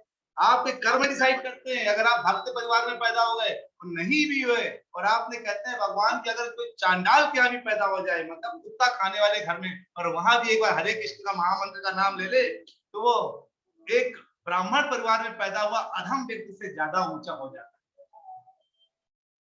है ना। यानी हमारे पूर्व जन्म के कर्म है, जो आप लोग सब लोग बैठ के इस कथा सुन रहे हैं, पूर्व जन्म के कर्म है, जो आपको एक मौका भगवान ने भेजा है। ये वाला लेटर पहुंचा, अरे भगवत गीता के 6 दिन का सत्र चल रहा है, आ जाओ आ जाओ आ जाओ, भीड़ में आ जाओ, सुन लो। अब बदलेगा कौन? धृतराष्ट्र नहीं बदलेंगे, अर्जुन बदल जाएंगे। धृतराष्ट्र सुनेंगे और अरे वो 6 दिन का चला था, हो गया, बस अपना जो है क्या करना है। धृतराष्ट्रों में कोई फर्क, कोई अंतर नहीं आने वाला। जिसमें आएगा अंतर, केवल अर्जुन में अंतर आएगा, है ना। अब आप लोग को डिसाइड करना, आप धृतराष्ट्र हैं कि अर्जुन है। नोट कर लीजिएगा, मैं वीरेंद्र धृतराष्ट्र के कितने गुण है। मैं भगवान को इग्नोर करता हूँ, नहीं करता, नहीं करता तो अर्जुन है, करता हूँ तो धृतराष्ट्र। जो मैंने कथा सुनी वो सब व्यर्थ थी, अच्छी थी, नहीं भगवान है, सच में भगवान ने बहुत अच्छी बात अच्छी थी, तो अर्जुन है। नहीं अच्छी लगी तो धृतराष्ट्र है। मतलब सिंपल है, सेग्रीगेशन बड़ा आराम से, कोई दिक्कत नहीं। एक व्यक्ति को वर्तमान जीवन में जितने भी कष्ट है, कष्ट और लाभ झेलने पड़ते हैं, झेलने पड़ेंगे। अब ये मत कहिए कि सारे दुख क्यों हो रहे हैं, मुझे कष्ट क्यों मिल रहे हैं। अरे सबके कारण है, हमारे कारण है, हम ही कारण है। कटने दीजिए ना, जितने कष्ट हो रहे हैं हंसते हंसते लीजिए, खुशियां हंसते हंसते लेते हैं ना। अरे कष्टों को भी हंसते हंसते स्वीकार करिए, बड़े से चेहरे में ऐसी स्माइल के साथ स्वीकार करिए। बस ज्यादा मत करिएगा, रात में डर जाए लोग, थोड़ा ही करना है ना। हंसते हंसते स्वीकार करना है ना। पता ज्यादा लोग डर गए पहले तो भाग गए डर के मारे। तो इतना नहीं, हंसते स्वीकार, थोड़ा थोड़ा हंसते हंसते स्वीकार करना, मतलब अंदर से हंसना है, मुंह खोल के बहुत ज्यादा नहीं हंसना। जिस कर्म का फल मिलना शुरू हो गया है, उसका फल इस जीवन में भोगना पड़ेगा।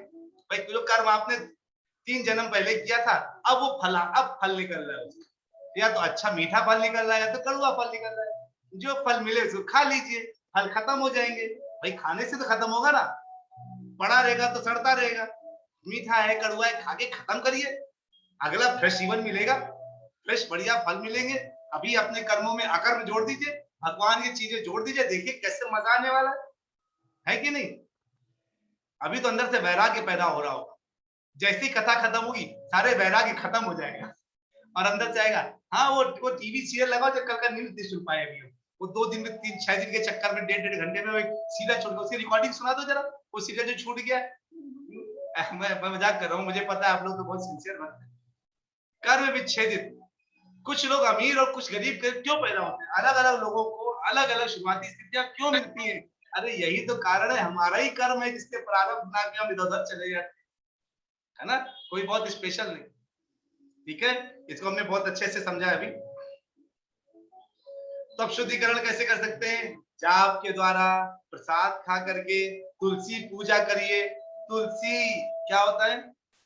तुलसी कृष्णा प्रेयसी नामो नामा। अरे तुलसी कृष्णा की प्रेयसी है, घर में नहीं है तो खरीद लाइए, और डेली उनको अगरबत्ती घुमा दीजिए और उनको प्रणाम कर लीजिए, बस खुश हो जाती है तुलसी। और कृष्ण के जाने का रास्ता बता दी, देखो उस रास्ते से जाओगे तो कृष्ण मिलेंगे। कितना आसान है, देखो तुलसी बताएंगे, अरे उधर से, उधर हाँ हाँ उधर से जाओ, बस ये तो कहेंगे आपको सुनाई कैसे देगा, वो हृदय में सुनाई देता है। भगवान ने ब्रह्मा जी के हृदय में ज्ञान फूका था, कान में नहीं फूका था, हृदय में डायरेक्टली डाल दिया। आपको हृदय में पता चल जाएगा कि भगवान के यहाँ जाने का रास्ता ये। आप इस कथाओं को ज्वाइन कर रहे हैं ना, ये हृदय में आपके आए कि मुझे ज्वाइन करना चाहिए, है ना। और जो है पवित्र नदियों में स्नान करके शास्त्रों का अध्ययन करें और साधु संग करें। तुम्हारी नदियां थोड़ा दूर हैं तो नाम तो पास में है, ग्रंथ तो पास में है, पढ़िए बोलिए, है ना, क्या फर्क पड़ता है। तो कहते हैं परम पुरुष की पूजा करें। अगर आप परम पुरुष की पूजा करते हैं तो श्रीमद् भागवतम क्या बोलता है? अकामः सर्व कामो वा मोक्ष कामा उदारभिः तीव्रेण भक्ति योगेन यजेत पुरुषं परम। चाहे कोई इच्छा रहित हो या सभी फलदायी परिणामों की इच्छा रखता हो या मुक्ति की इच्छा रखता हो, सभी प्रयासों के साथ पूर्णता के लिए भगवान की पूजा करने का प्रयास करना चाहिए। कृष्ण भावनामृत में परिणत होना चाहिए। आपको लगता है मुझे अच्छी नौकरी मिल जाए, भगवान के साथ जुड़ जाइए। पैसा मिल जाए, भगवान के साथ जुड़ जाइए। ज्ञान मिल जाए, भगवान के साथ जुड़ जाइए। और भक्ति मिल जाए तो भगवान के साथ जुड़ जाइए। छोटे से लेकर के बड़े तक किसी भी काम को चाहिए तो भगवान की पूजा करिए। इसके अलावा कुछ भगवान की पूजा और कामना दूजा, कोई दूसरी काम नहीं करना है। भगवान की पूजा अपने हृदय से करिए, अपने मुख से करिए, अपने शरीर के अंगों को भगवान की सेवा में लगा दीजिए। ये करेंगे तो अपने मन से भगवान जो है आपको क्या देंगे? हर चीज भौतिक और आध्यात्मिक दृष्टिकोण से आपको क्या देंगे? सफलता देंगे।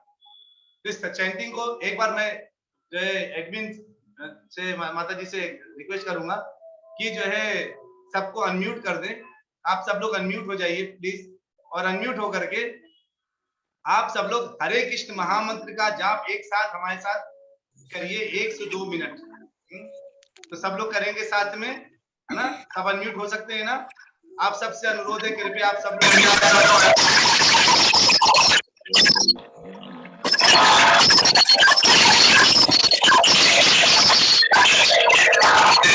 बहुत सही, चलिए।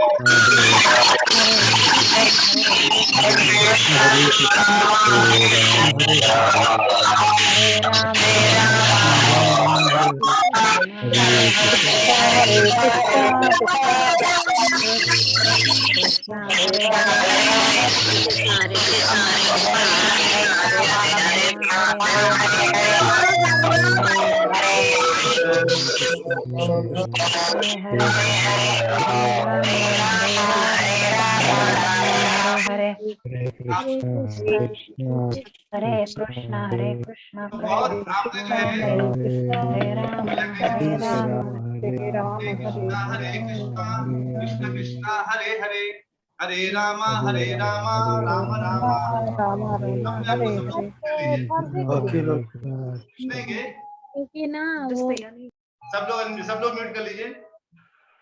अब हम लोग थोड़ा सा सुनेंगे प्रभुपाद जी के। हरे कृष्ण कृष्ण कृष्ण हरे हरे, हरे राम राम राम हरे हरे, हरे कृष्ण कृष्ण कृष्ण हरे हरे, हरे राम राम हरे हरे, हरे कृष्ण कृष्ण कृष्ण हरे हरे, हरे राम राम हरे हरे। ठीक है, इस स्पीड से हमें करना है और हमें इस चीज को जो है और इस भाव से करना है। अब आपके जो आपने पूरा सुना, आपने इसको पूरा अच्छे से समझा और आपने इसको ये जाना कि हमारे लिए क्या उचित है, क्या अनुचित है, कैसे करना चाहिए, कैसे नहीं करना चाहिए। वो सब चीजों को हमने समझ करके क्या हमें प्राप्त हुआ कि हमें दिशा मिली आज की, है ना? उस दिशा का हम इस्तेमाल हमें करना चाहिए। अब आपके जो प्रश्न हैं हम उन प्रश्नों को लेंगे। हमारी तरफ से मुझे जितना बोलना था मैंने बोल दिया। पक्का आज के दिन तो अच्छे प्रश्न आएंगे क्योंकि मैंने बहुत ज्यादा रास्ते दे दिए हैं। अगर नहीं आए मतलब आपको सब समझ में आए, कोई टेंशन नहीं। तो देखते हैं कौन धुरंधर पहला प्रश्न पूछते हैं। आप लोगों में पहला प्रश्न कौन धुरंधर का आता है? पूछिए आप सब अनम्यूट कर सकते हैं। तो दिनेश प्रभु आप हरे कृष्ण। मैं कहा से अभी एक क्यों दिनेश प्रभु आप केवल अनम्यूट करिए, बाकी सब लोग कृपया म्यूट रहे। हाँ दिनेश प्रभु। हरे कृष्ण प्रभु जी। हरे कृष्णा। हरे प्रभु जी, प्रश्न ये है कि प्रभु जी जैसे सारे जीव हैं वो अलग अलग गुणों में विचरते हैं। कोई सतोगुण में रहता है, कोई रजोगुण में, कोई तमोगुण में। तो उनसे व्यवहार में पहले तो एक प्रॉब्लम आती है क्योंकि आपको हर एक आदमी के साथ आपका व्यवहार चेंज करना पड़ता है उनके गुण के हिसाब से। दूसरा जैसे पुलिसमैन है, वो एक्चुअली उसकी ड्यूटी क्षत्रिय की है, बट अगर वो वैश्य प्रवृत्ति का है तो क्षत्रिय के गुण, मतलब क्षत्रिय का काम में जाके भी वो वैश्य प्रवृत्ति करेगा, लाइक ही विल टेक, वो ब्राइब लेगा, वो सब करेगा। तो ये गुणों में कैसे डील करे लोगों के साथ अलग अलग? हाँ, तो देखिए, जैसे चंदन का पेड़ होता है ना प्रभु, जी चंदन विश्व व्यापक नहीं, लपटे रहा भोजन, उसपे सांप लपटा रहता है, काले काले नाग चंदन के पेड़ में लपटे रहते हैं, लेकिन चंदन के पेड़ में विष नहीं आता। भौतिक के अब कोई व्यक्ति ऐसे जी रहा है, कोई व्यक्ति वैसे जी रहा है, वो कर्म ऐसे कर रहा है, आपको देख करके पता चल रहा है, अरे ये तो इस कर्म को कर रहा है, उन कर्मों में लिप्त पड़ा हुआ है, तो इसका मतलब क्या हुआ कि हमें ये आइडिया लग गया है कि ये सही नहीं है, तो मुझे वो काम नहीं करना, उसको भगवान सिखा देंगे। हम पुलिस वालों को जाके ज्ञान नहीं दे सकते, उसको हमको उसके कार्य में छोड़ देना चाहिए। जो भी व्यक्ति अपने उन कर्मों में, और आपने बोला ना कि हमें सबके साथ अकॉर्डिंगली व्यवहार करना पड़ता है, नहीं, हमारा व्यवहार सेम होना चाहिए। जैसे हम अपने ससुराल जाते हैं, हमें वहां पर लोग कहते हैं कि देखिए जी, हमारे यहाँ तो प्याज लहसुन खाया जाता है, अब तो खैर उन्होंने छोड़ दिया, पहले की बात है, अब तो सबने छोड़ दिया, जब से हम जुड़ गए, सब लोग जुड़ गए। तो पहले जाते थे तो हमने हाथ जोड़ लेते थे, हमने कहा हम प्रसाद लेकर के आए, हम रात भर चल के पहुंचेंगे तब भी हम बोल देते हैं प्रसाद लेकर के, हमें कुछ खाना नहीं है। उनको महसूस हो गया कि ये चीज ऐसे, ये यहाँ पे आकर के हम, वो एक बार तो बहुत अच्छा प्रसाद भोजन खूब बढ़िया बना दिया उन्होंने, लेकिन हमने उसमें हाथ जोड़ दिया, हमने कहा मुझे दही दे दीजिए, बस मुझे आज मेरा फास्टिंग है दही का। तो आप अपने आप को बदलेंगे नहीं तो आपके आसपास वाले लोग बदल जाएंगे, है ना, स्वयं बदल जाते हैं। तो प्रभु जी हर व्यक्ति के साथ एक व्यवहार करें, वो हर अलग अलग व्यक्तियों के साथ भी एक व्यवहार। हम आईटी में होने की वजह से हमको भी कई बार पार्टियों में जाना पड़ता, हमको सब लोग चिढ़ाते हैं, देखो ये जो है बड़ा जो है हीरो बन रहा है, देखो कुछ खाता पीता नहीं है, सोच रहा है बड़ा हीरो बन जाएगा, ये बड़ा स्पेशल आ गया। हम हाथ जोड़े रहते हैं, हम मुस्कुराते रहते हैं, हम सबकी सर्विस करते रहते हैं, जो चाहिए आप ले लो, आप ले लो, हम हाथ जोड़ के कुछ नहीं खाते, हमने कहा हमें कुछ नहीं चाहिए। तो हमारा अपना क्या है, बात उनको पता चल जाता है, उनको एक दिमाग में होता है कि इनके लिए कुछ अलग से व्यवस्था करवा दो, अगर साथ ले जाना चाहे, है ना। तो लोग अगर आप दृढ़ता के साथ बिल्कुल लगे रहे तो क्या होगा, लोग आपके अनुसार झुक जाएंगे, नहीं तो आप सबके अनुसार झुक झुक के तो फिर आपने वो निष्ठा रही कहा, है ना प्रभु। इसलिए हमको क्या करना चाहिए, अपने निष्ठा को जगा के रखना है, हमें कभी भी हमें उनके हिसाब से काम नहीं करना, उनको हमारे हिसाब से काम करना पड़े, इस तरह से उनको लेकर आना। ठीक है प्रभु जी प्रभु, धन्यवाद। हरि बोल। बहुत अच्छा प्रश्न है प्रभु, बहुत धन्यवाद आपने पूछा इसका। कौन किसी का प्रश्न है कोई, कृपया अपने आप को अनम्यूट करके जो है आप प्रश्न पूछ लें। आज लगता है हाँ, प्रश्न था मेरा। हाँ बोलिए प्रभु जी, जैसे हम जब घर में पूजा करने के लिए भगवान की मूर्ति या उनकी फोटो या ऐसे रखते हैं, उनकी पूजा करते हैं, तो बहुत जगह सुनने में आया है, बहुत लोग ऐसे बोलते हैं कि एक ही भगवान की तो प्रतिमा न रखें, दो फोटो न रखें, एक की पूजा करें, अगर बाल गोपाल का स्वरूप है तो दो दो बाल गोपाल का स्वरूप घर में ना रखें, दो दो शिवलिंग की पूजा न करें, तो ये क्या कितना उचित है, उसके बारे में थोड़ा अगर आप बता। बहुत अच्छा, अपने आप को म्यूट कर दीजिए प्रभु, धन्यवाद। हाँ, तो बहुत अच्छा प्रश्न है प्रभु, आपने बहुत अच्छा प्रश्न पूछा। देखिए, जो ये कहते हैं, जो भी आपसे कहे, मान लीजिए कि दो दो लड्डू गोपाल के मत रखिए, एक हमारे वैष्णव थे जिनके पास नहीं होंगे कम से कम 100-150 शिवलिंग थे, वो नहीं, शिवलिंग नहीं, जो है बहुत ढेर सारे उनके पास जो है अलग अलग सेम, जैसे लड्डू गोपाल है, उनके ढेर सारे लड्डू गोपाल थे, उनके पास जो है अलग अलग ढेरों, मतलब उन्होंने लगा रखे थे, भीड़ लगा रखी थी भगवानों की, मैंने यही लड्डू गोपाल अलग अलग फॉर्म में लगा रखे। तो कहते हैं कि आप जो है अगर कोई बोले कि नहीं रखने चाहिए तो आप उनसे केवल एक प्रश्न पूछिए, कहाँ लिखा है कहाँ से पढ़ा है, मुझे वो रेफरेंस दे दो बस।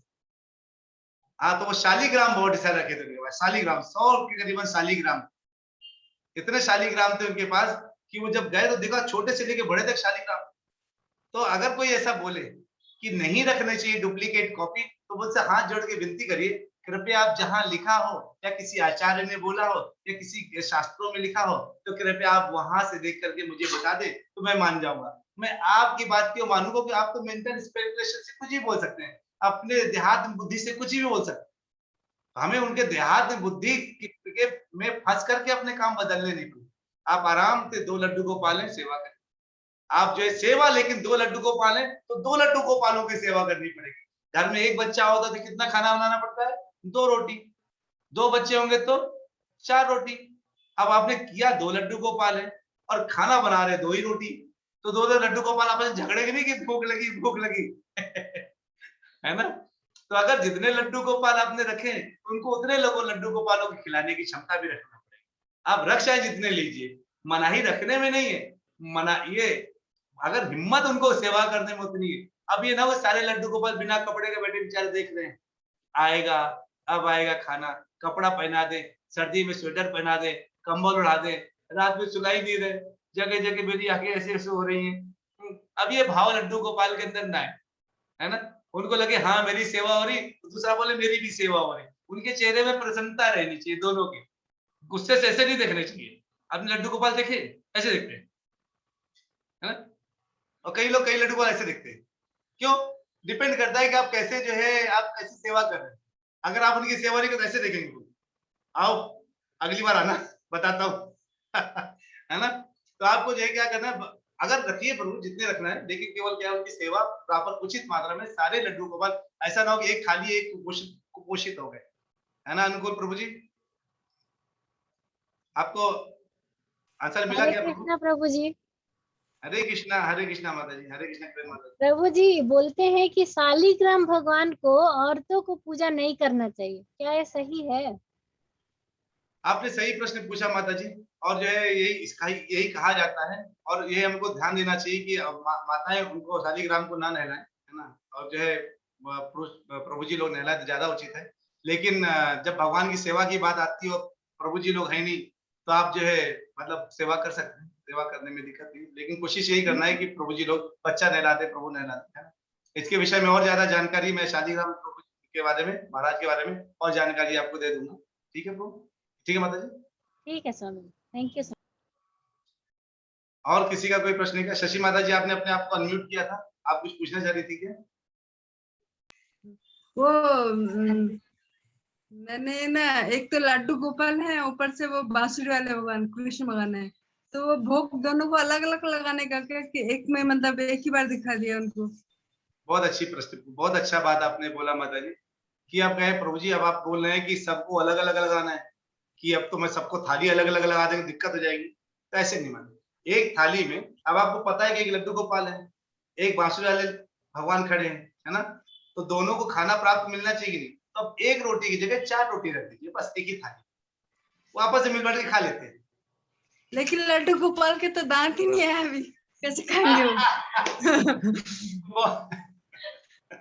बहुत बहुत शानदार बात हो रही है। तो उनको क्या पसंद है वो पूछिए उनसे। आपको दांत नहीं है, आप रोटी नहीं खा सकते ज्यादा, तो आप क्या खाना चाहते हैं? लड्डू गोपाल बताएंगे कि मुझे माखन मिश्री दे दो।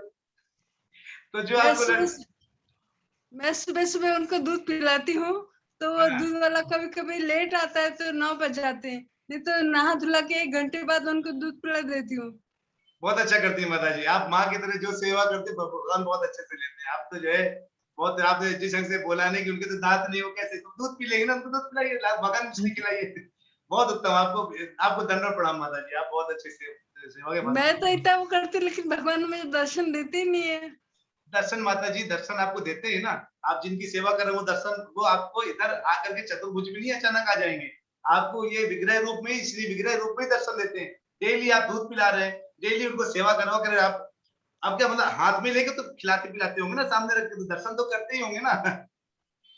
और कैसा दर्शन चाहिए? आप देखिए शिव, यानी आप अपने शिव विग्रह को आप मान ही नहीं रहे को भगवान है, मतलब आप सोचिए अगर आपको दर्शन तो डेली ऐसे जब भी आप खोलते होंगे पर्दा, लड्डू गोपाल से बैठ के वेट कर रहे होते होंगे, करते ना? करते कि नहीं करते, है ना? आप जब पर्दा खोलते होंगे तो जो मुरली बजा रहे ऐसे देख रहे होंगे, हैं? ठीक है, बढ़िया, ठीक ठाक, चलो मैं थोड़ा मुरली और बजा लूं। तो भगवान आपको पूरा देख रहे हैं, और दर्शन दे रहे हैं, आपको उन्हीं में तो दर्शन लेने हैं, इसलिए तो श्री विग्रह आपके घर में आए हैं, नहीं तो नहीं आते। सब लोग इतने सौभाग्यशाली नहीं जिनके घर में श्री विग्रह पहुंचे माता जी, आप सौभाग्यशाली हैं, आपको नियमित दर्शन देते हैं। मैं तो सुबह सुबह उनको, लड्डू गोपाल को और बांसुरी वाले को, दोनों को गर्म पानी से नहला देती हूँ। एक ही बार नहलाती हूँ बस। बहुत अच्छा करते, एक ही बार जरूरी है, बार बार नहलाने को जुकाम हो गया तो कौन झेलेगा फिर, है ना? फिर उनको दवाई भी देनी पड़ेगी। हाँ तो देखिए, आपको डेली दर्शन दे रहे हैं, आपसे सेवा ले रहे हैं, आपका दूध पी ले रहे हैं, आप जो खाना खिला रहे हो खा ले रहे हैं, और इससे बढ़िया दर्शन क्या होंगे? डेली उनको ही दर्शन करिए, अब उन्हीं में सब दिखने लगे। भगवान आकर के चतुर्भुज में नहीं आएंगे इधर आपको दर्शन देने के लिए, ऐसे नहीं आएंगे वो। दर्शन उन्होंने विग्रह रूप में, नाम रूप में, ग्रंथ रूप में दे रखा है। और आज एकादशी को मैंने छोटी 4 माला लिया है, यानी 16 4 बार लिया है, 64। तो उनको पहनाने के लिए लिया माता जी? मतलब क्या बोलते हैं, कीर्तन उनका नाम लिया है, हरे कृष्णा। अच्छा, हरी हरी, बहुत अच्छा। माता जी के लिए हरी बोल, हरी हरी बोल। वेरी गुड माता जी, बहुत अच्छा लगा सुन। दिनेश सर, आप कुछ कहना चाहेंगे? हाथ उठा रहे थे आप, लगता है आपके विषय में कुछ कहना है। बहुत अच्छा, दिनेश सर बोलिए जरा। प्रभु, जो आपने बात बोली उसी कंटिन्यूएशन में बोलना चाहता हूँ। जैसे एक प्रभु जी का मैंने प्रवचन सुना था, तो उन्होंने अपने ऑडियंस से पूछा कि कितने लोगों ने कृष्ण भगवान के दर्शन किए, तो सब हेजिटेट कर रहे थे कि 1-2 हाथ खड़े हुए। तो उन्होंने बोला, तो आप फिर मंदिर में जाते किस लिए, अगर आपको लगता है कि आप दर्शन ही नहीं कर रहे हैं? विग्रह क्या है? वो दर्शन ही तो है भगवान के, तो आप तो डेली दर्शन करते हैं भगवान के। जगन्नाथ जी कैसे खड़े होते हैं? आप देखिए, जगन्नाथ बलदेव सुभद्रा माई के पास जब गए दर्शन किए, जगन्नाथ जी के दर्शन किए आप लोगों ने, कैसे खड़े होते हैं? ऐसे जी प्रभु, देखा, बिल्कुल पलक भी नहीं झपकाते अपना। वो क्यों? कहीं कोई मेरा भक्त चला जाए, मुझे पता ना चले, तो पलक झपकाया, वो आके चला गया इतनी देर में, तो पलक भी ऐसे खड़े रहते बिल्कुल, अपनी आंख बड़ी बड़ी आंख खोल करके। तो जगन्नाथ जी इतनी कृपा करते हैं, आप सोचिए। तो आपको इसी विषय विग्रह रूप में ही दर्शन देते हैं। बहुत अच्छा प्रभु, आपने बहुत अच्छा आपने रेफरेंस दिया। और किसी को कोई प्रश्न है क्या? रोजी माता जी आइए आइए, पूछिए कहिए, कुछ अपने कमेंट्स हैं, क्वेश्चंस हैं, कृपया जरूर दीजिए। हरे कृष्ण प्रभु जी। हरे कृष्णा माता। प्रभु जी, मेरे को ये पूछना था कि महाभारत में जो द्रौपदी का अपमान हुआ, चीरहरण, तो वो तो कृष्ण भक्त थी, तो वो भी, उसको उतना भी इंसल्ट क्यों होना था? वो भी नहीं होता। माता जी, जो है आपका प्रश्न इतना अच्छा है कि उनको जो है इतना दुख क्यों हुआ, जबकि वो तो कृष्ण भक्त हैं। भगवान ने कहीं भी नहीं लिखा कि मेरे भक्त को कष्ट नहीं होगा। भगवान ने बोला कष्ट होगा, लेकिन द्रौपदी को कष्ट हुआ, अपमान हुआ, लेकिन भगवान से क्या भरोसा छूट गया उनका? लोग कहते ना कि मुझे इतना दुख मिला है कि मेरा भगवान से भरोसा ही छूट गया। द्रौपदी को कष्ट हुआ, लेकिन भगवान से भरोसा नहीं छूटा। शुरू में वो खुद एफर्ट करती रही, मेहनत करती रही, खुद जो है बोलती रही, चिल्लाती रही। जब साड़ी को निकाला जा रहा था तो अपनी साड़ी खुद खींच रही थी, हाथ से खींचे थे, दांत से खींचे थे, कुछ करके। जब उनको लग गया कि अब मुझसे नहीं होगा, तब उन्होंने भगवान को सरेंडर कर दिया। और जब भगवान को सरेंडर किया तो भगवान ने उनकी साड़ी के रूप में अवतार लिया, वस्त्र अवतार लेकर के उनकी रक्षा कर। आपको पता है ना माता जी? तो भगवान जो है उनको दुख दिए, लेकिन भक्त हैं इसलिए उन्होंने सही और उनको पूरी रक्षा की। तो दुख तो होगा माता जी, ऐसा कोई भक्त नहीं है जिसको दुख नहीं हो। भक्त को भी मृत्यु होगी, शरीर छूटेगा, भक्तों को भी तकलीफ होगी, लेकिन भक्तों को कष्ट और मुसीबतें पता नहीं चलेंगी, बस बाकी सबको पता चलती है। जी प्रभु जी, धन्यवाद। हरे कृष्ण माता जी, हरे कृष्ण। और आप लोगों में किसी का कोई प्रश्न है पूछ सकते हैं, तो 4 मिनट और ले लेंगे, 5 मिनट। चलिए, बहुत अच्छे अच्छे प्रश्न आ रहे हैं आप लोगों के। बाकी सबको पूरा तरह से क्लियर हो चुका है, आप कोई प्रश्न की जरूरत नहीं। अब आज आपने जो कथा सुना दी है, अब उस कथा के अनुसार हम अपने कर्म को विकर्म में कन्वर्ट करेंगे, प्रसाद पाएंगे, और हम कोई भी दूसरा कार्य नहीं करने वाले। हम केवल और केवल क्या करेंगे? भगवान की भक्ति करेंगे। हाँ, तो हमको लगा एडमिन माता जी कुछ कहना चाह रही है, लेकिन उनका कुछ नहीं कहना चाह रही। ठीक है, तो आप लोग सब लोग अकर्म करने वाले ना? नो कर्म नो विकर्म, ओनली अकर्म। बस, बहुत अच्छा लगा। अब मुझे लग रहा है कोई प्रश्न, अगर कोई प्रश्न है तो कृपया आप लोग जरूर व्हाट्सएप में डाल दीजिएगा। कोई कमेंट्स है, कॉम्प्लीमेंट कुछ भी है, वो कुछ अगर बताना चाहते हैं, नहीं प्रभु जी थोड़ा ऐसा सुधार कर दीजिए, आपकी आवाज अच्छी नहीं है, खराब नहीं है, कर्कश है, थोड़ा सा इसमें ये सुधार जी, हम गरारा करके बैठ जाए करेंगे। तो आप बोलिए मेरी आवाज थोड़ी सी कर्कश है, मुझे पता है, थोड़ा सा आप झेल लीजिए, लेकिन कंटेंट आपको सही मिल जाएगा, चिंता ना करिए। वांछा कल्पतरुभ्यश्च कृपा सिंधुभ्यैव च पतितानां पावनेभ्यो वैष्णवेभ्यो नमो नमः। सब लोग अनम्यूट कर लीजिए अपने आप को, एक बार जोरदार हरे कृष्ण महामंत्र की आज की कथा कल ये सब लोग अनम्यूट और जोरदार तक भगवान के गोलों आम तक हमारी आवाज जाएगी। ठीक है, बोलिए हरे कृष्णा हरे कृष्णा कृष्णा कृष्णा कृष्णा हरे हरे हरे हरे हरे राम हरे राम राम हरे हरे हरे हरे राम राम हरे हरे। एक बार और बोलिए हरे कृष्णा हरे कृष्णा कृष्णा कृष्णा हरे राम हरे राम राम राम हरे हरे। हरे हरे हरि बोल। बहुत बहुत धन्यवाद, हरि बोल। हरे बहुत बहुत बोल धन्यवाद आप सब हरे लोग। कृष्णा प्रभु जी। धन्यवाद, प्रणाम प्रभु जी। प्रणाम सभी को, हरे कृष्ण। आप सब लोग बहुत अच्छे प्रभु प्रणाम। हरि बोल। दंडवत प्रणाम। धन्यवाद, प्रणाम, हरे कृष्ण। हरे कृष्ण।